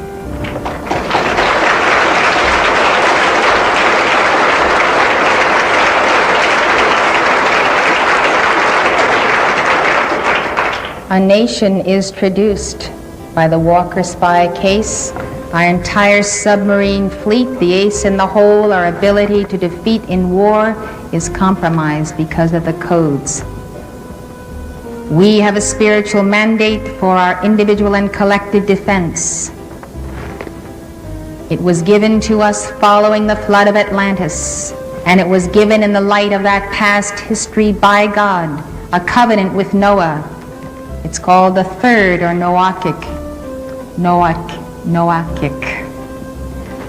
We'll skip that word. It's the covenant of Noah, which established human government and made the protection of human life its highest function. That was the responsibility given to us, the defense of life. But you see, it wasn't in a vacuum. Earth had just been through Star Wars and more. The highest technology ever known, far advanced of what we have today. The misuse of science on Atlantis caused its sinking. By fallen ones, black magicians, and so forth. The same on Lemuria. There were literally wars of the gods in their spacecraft. That is what was going on. So all of this was reduced and removed. Civilization had to start again, and it's taken us 12,000 years, and we haven't even reached the levels of Atlantis. Although a film we showed earlier in this class to our keepers here does reveal the misuses of Tesla technology. So to Noah and his seed was given the responsibility of the protection of life. And he knew what that meant, the protection of life genetically, the protection of the mind, the protection of the body and the soul and the spirit. And that is why governments are instituted, to protect everything from the human to the divine manifestation of every individual member of society. And America has lost the consciousness of why that protection of life is so key, because it does not understand the aliens in her midst and those fallen ones who have waged a relentless war to destroy the seed of Christ, the man-child, come what may. Stated explicitly in the Declaration of Independence, this expression in Western civilization of a government constituted to protect the inalienable right to life. Beginning with Noah and coming through to that declaration, it is based on the principle that all men are endowed by their Creator with certain inalienable rights. We cannot be alienated from our rights. We cannot be separated from our right to exist and to be, as humans, and as divine beings. We have human rights, we have divine rights. Among these are life, liberty, and the pursuit of happiness. The preamble to the Constitution declares that one of the main reasons the people of the United States established the Constitution was to provide for what? The common defense right. And we don't have a common defense. We don't have a common civil defense. We don't have a common ABM system. We don't have a common defense of our military bases here or abroad, our embassies, and so on. Then, to secure the blessings of liberty to ourselves and our posterity, we cannot enjoy liberty and its blessings without establishing defense. Article 4 of the Constitution guarantees that every state shall be protected by the federal government against invasion. Is the federal government protecting Texas from invasion? I will say not. It is not protecting you at all. Your borders are not secure. America's borders are not secure. I love the people of Mexico. They're some of the best keepers of the flame, and I believe they have a right to immigrate to the United States. But I also see that the plot of the force in not protecting our borders is to move into this country those who are trained guerrillas, trained terrorists in camps in Mexico on the other side of the border, those who are plants in this country to be ready for a communist takeover and communist revolution. That is the plot, and therefore there needs to be a screening like there is in every other border of those coming into this country as to what is their purpose and mission. So we are not protecting our borders, and it was one of the reasons for the fall of the Roman civilization. Article 2 of the Bill of Rights simply says that a well-regulated militia being necessary to the security of a free state, the right of the people to keep and bear arms shall not be infringed. Well, there's a lot of talk about infringement on the right to bear arms today. And every once in a while when it comes up, we have to go through the same old argument again. There are those who feel if there were no guns around, there would be no murders. It's just like saying, let's dismantle our whole arsenal of nuclear weapons because then we won't have war. It's the most simplistic logic that we've ever heard. And it does not deal with the aggressor, the fallen angel, the fallen angels, whether in the Soviet Union or whether in the criminal element, who will have the guns, who will have the weapons when the free and law-abiding citizens turn them all in. So it is ludicrous to think that guns or nuclear weapons kill people. It's people who kill people. And they will find ways to do so, and the innocents will always be the victims if you limit their right to defend themselves. I'm wondering what we're going to do to defend ourselves just against wild animals if they decide that no one has a right to bear arms. I do not think this is going to happen in America as long as there is Texas and Montana.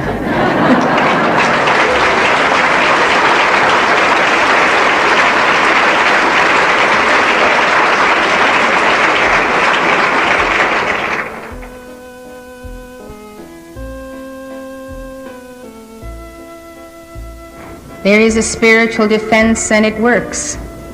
The monstrance is the vessel which holds the sacred Eucharist. I held up our monstrance the other evening.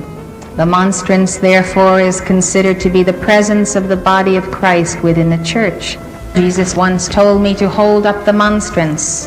That monstrance was held up. It turned back, blinded, a horde of Saracens who were attempting to take over the city.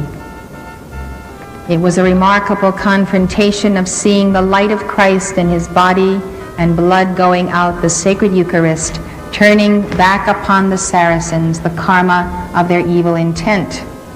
This is what we do in our decree services. When we give the judgment call, we are turning back upon the evildoer, his evil intent, and saying, you deal with your own creation, it belongs to you, it does not belong to us, and therefore we will not accept it.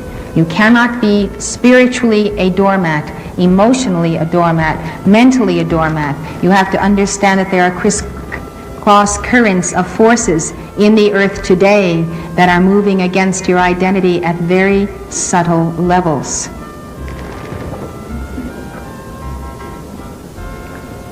It takes nerve and it takes spiritual fortitude to seek spiritual defense as the only defense.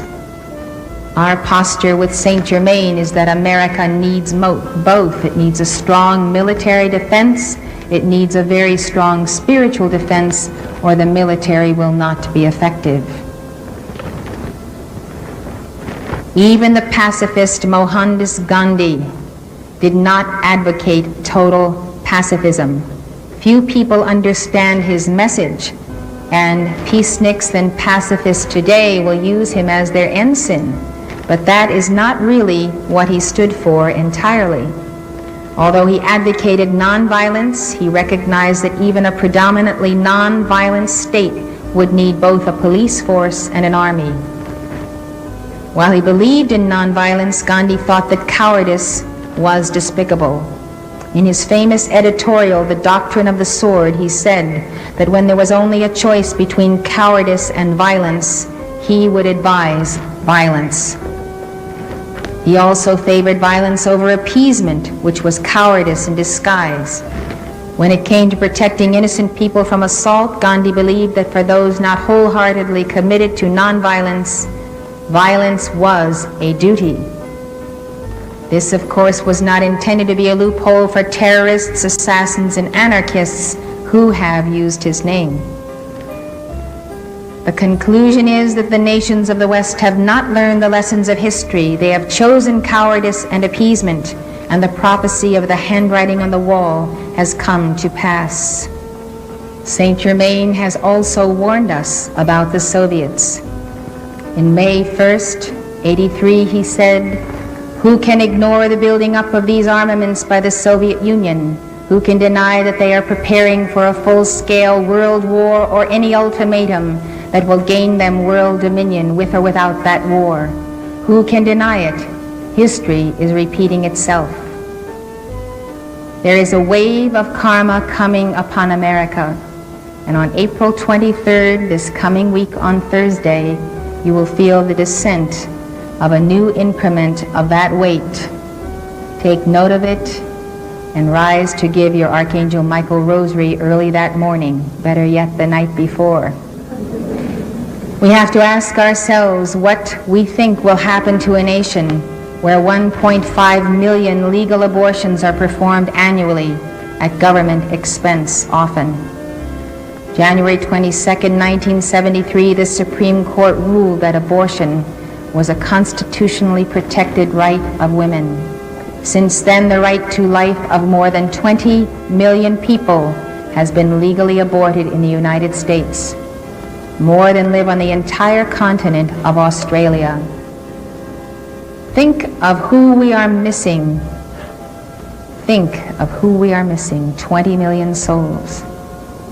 What do you think of a nation that refuses to wage a halfway credible war on its $100 billion a year drug habit? The Reagan administration has given the least possible help to the people of Afghanistan, while the Soviets are determined to exterminate them. And now, after 7 years, we are first beginning to send the Mujahideen Stinger rockets. But 1 million Afghans have already been killed, and 4 million have been driven into exile. The most stalwart, strong, self-sacrificing freedom fighters you could ever meet are the Mujahideen. They're fighting a battle that they could win for us if we would let them. That's what they say to us: let us win this battle for you. If we don't help them, we'll have to fight the battle on this soil. It is karma. You do not have to be a prophet or be astute to know this. If you don't defeat evil on one territory, it will propagate to the next. It's a creeping, crawling cancer. 4 million Afghans have been driven into exile. The United States spends more than twice as much money on pornography as it does on strategic defense. In 1986, the budget for SDI was $3.6 billion. In the same period of time, Americans spent about $8 billion on pornography. Do you think the Soviets allow their people to spend $8 billion a year on pornography? No, they have them be Spartan in temperament. That's what the Soviets are. And they're told constantly that they're being Spartan, they're sacrificing because they have to defeat the American capitalist. The worst thing about pornography is that it is degrading to the human spirit and causes the squandering of light, the desecration of woman. No society can be victorious that degrades woman or child. By comparison to this figure, the combined income of CBS, ABC, and NBC is $6.2 billion a year.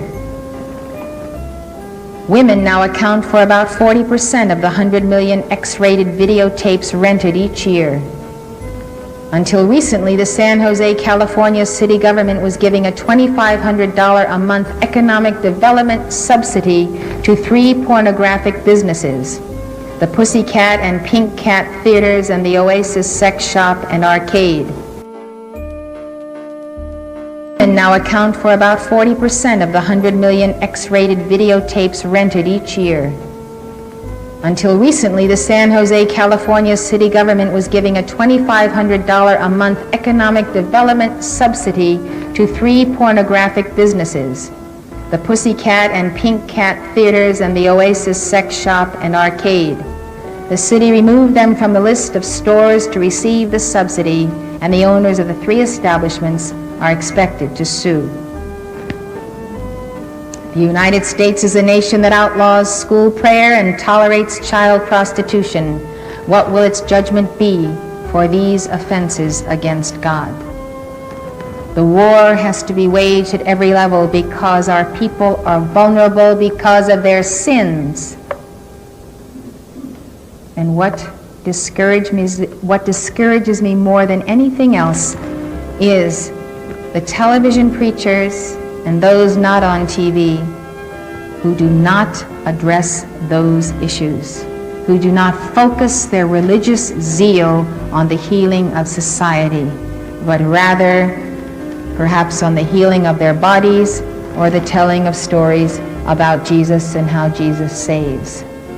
While they are busy saving souls, bodies are rotting, and so is this nation. It is tragic. Saint Germain says that Armageddon is in full swing. You need not wait for nuclear war. The destruction of the temple of man in the child, in the youth, through drugs, through rock, through Satanism and witchcraft, through all of the indoctrination of the anti-light. This is the destruction of souls without even the declaration of war by the superpowers. Today we are in the time of troubles which Arnold Toynbee saw during the decline of civilizations. The circumstances that preceded the fall of Rome bear many similarities to 20th century America. She too suffered moral decay, class struggle, a trade deficit, despotic bureaucracy, stifling taxes, and consuming wars. Rome's educated classes were depopulated through abortion, infanticide, and family limitation. Our Supreme Court opened a Pandora's box when it changed abortion from a serious crime to a constitutional right. Now, in the name of a higher quality of life, we seriously consider legalizing the practice of euthanasia against the old and infanticide against the newborn. As a result of abortion, our population will be much older in the coming decade. Our military will have a dangerously diminished pool of able-bodied young men to draw from. Furthermore, recent studies show that American children and youth are the most unfit and unhealthy in the developed world. TV, drugs, and junk food have combined to wreck their bodies before they are adults. Will we be forced to defend our land with soldiers other than our own citizens? When Rome no longer produced enough strong warriors, she had to hire mercenaries. When the armies of Rome were no longer Roman, her security declined. She was conquered from within by the barbarians who had been allowed to settle there, who multiplied within her borders and refused to resist the oncoming armies comprised of their own kinsmen. It is often argued that the unique character of our time is that we have the technological capacity to destroy all life on earth. Because of that, it is clear the unique character of our time that every individual must come to grips with the question of suicide. Each of us must determine whether by default we will pursue policies that lead inevitably to national and hence personal suicide. We may not cause a war, but we may be the generation who is guilty of not preventing one, guilty of committing suicide through default. Let us consider then Hamlet. In addition to being the world's most famous play, it contains the world's most eloquent discussion of suicide. As you know, Hamlet is confronted by the ghost of his recently deceased father, the King of Denmark. The ghost tells his son that he was killed by his brother Claudius, who usurped his throne and then hastily and incestuously married Queen Gertrude, Hamlet's mother. The ghost orders Hamlet to avenge his murder by killing Claudius. The tension of the play derives from Hamlet's puzzling delay in carrying out the command of his father's ghost. In one of Shakespeare's most dramatic monologues, Hamlet contemplates his course of action. To be or not to be, that is the question. Whether 'tis nobler in the mind to suffer the slings and arrows of outrageous fortune, or to take arms against a sea of troubles, and by opposing end them. In this soliloquy, Hamlet considers three courses of action. Death, he reasons, is a consummation devoutly to be wished when one considers the misery of human existence. He is wondering whether or not he should commit suicide rather than commit murder to avenge his father's death. He rejects suicide because of the dread of something after death. In other words, death may be preferable to an unhappy life, but only if death brings oblivion, and that is not certain. Then Hamlet debates the relative morality of two other courses of action. The first is passive acceptance of outrageous fortune. In this case, he would do nothing and accept the status quo. The second is just the opposite. Take direct and positive action against a sea of troubles, and by opposing, end them. None of the courses of action appeals to Hamlet. He rejects passive acceptance. However, he seems to have great difficulty taking the positive action to which he has apparently committed himself. This hesitancy leads to his death.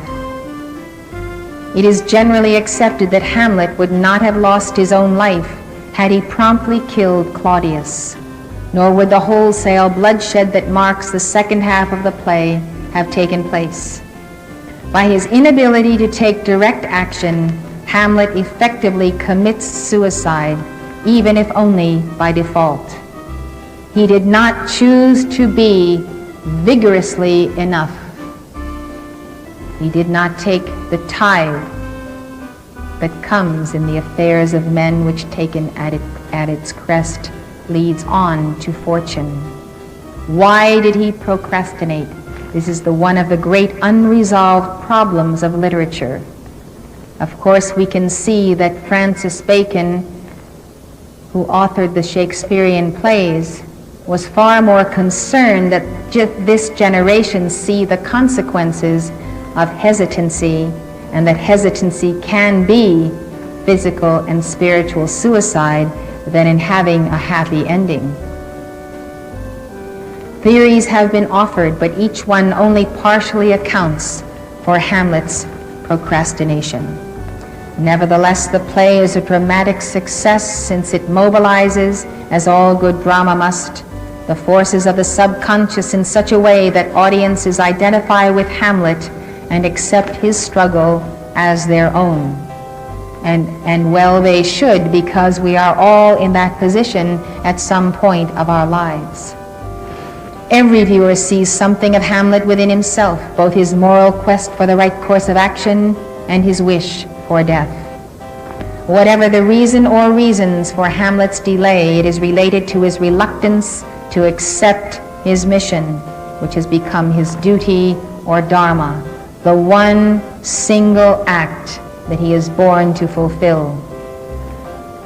Hamlet is more than a simple play of revenge. It is a reenactment of a worldwide myth of a hero born to set right a world out of joint in order to expiate the sins of society.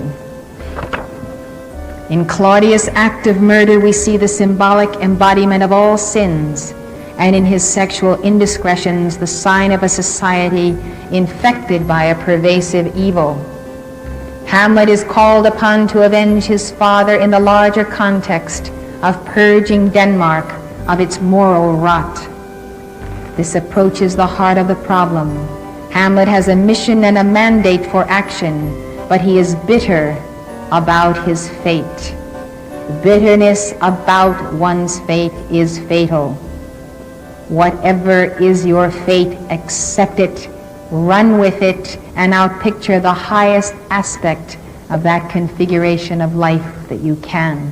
If you are bitter about your fate, or angry that you are in a position or have a sense of injustice, you will lose the cool for an alignment with Christ that allows you to vanquish the enemy at that point, even if it means cutting the Gordian knot. There is a solution to every problem, but if you feel that your being in the midst of the problem is a cosmic injustice, you won't have the attunement to discover the solution and your reason for being in that position.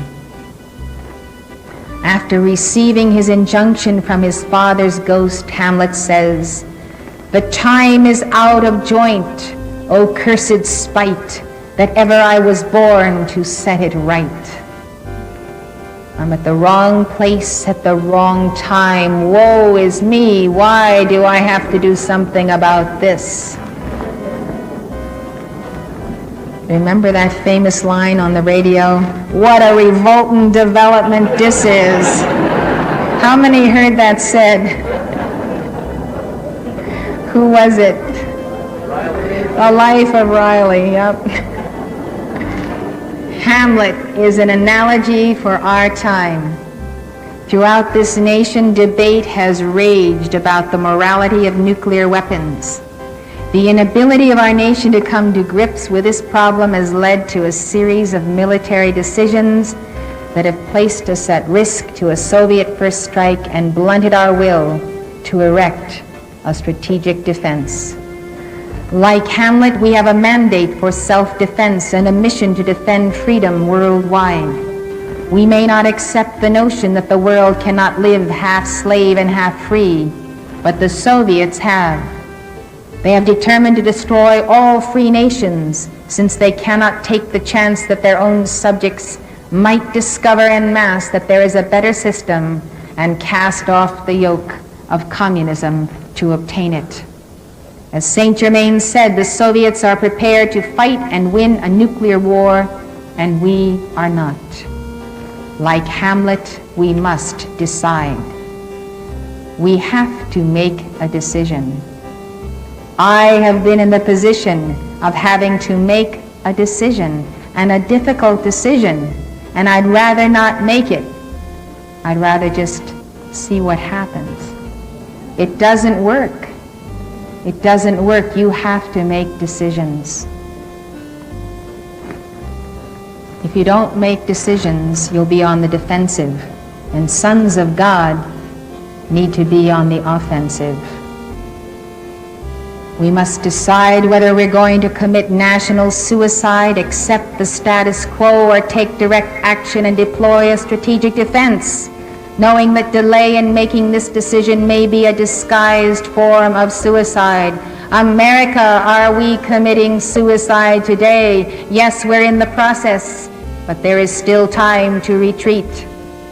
There is time to turn back and not slit our wrists, not hang ourselves, not be moles crawling in the ground, waiting to suffocate and be run over.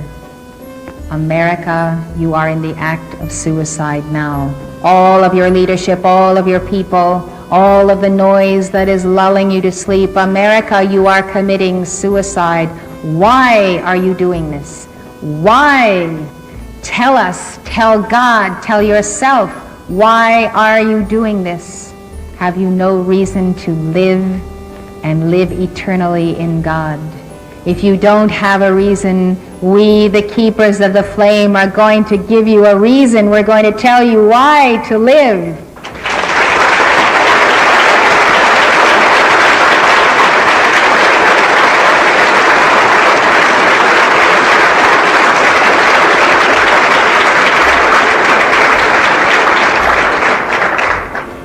America, when it comes to strategic defense, learn the lessons of Hamlet.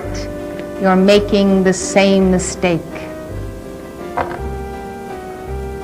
You are reluctant to accept the mandate to set things right, to defend yourself against the ever-growing threat of a Soviet first strike attack, and then to purge the earth of tyrants and their totalitarian systems. America, if we delay much longer in putting on a strategic defense, Hamlet's fate may be ours. To be or not to be, that is the question Americans must face, decide, and act upon now. Now is the accepted time of our salvation, else freedom may perish from the earth. Keepers of the flame, in the name of Saint Germain, let us wake up America.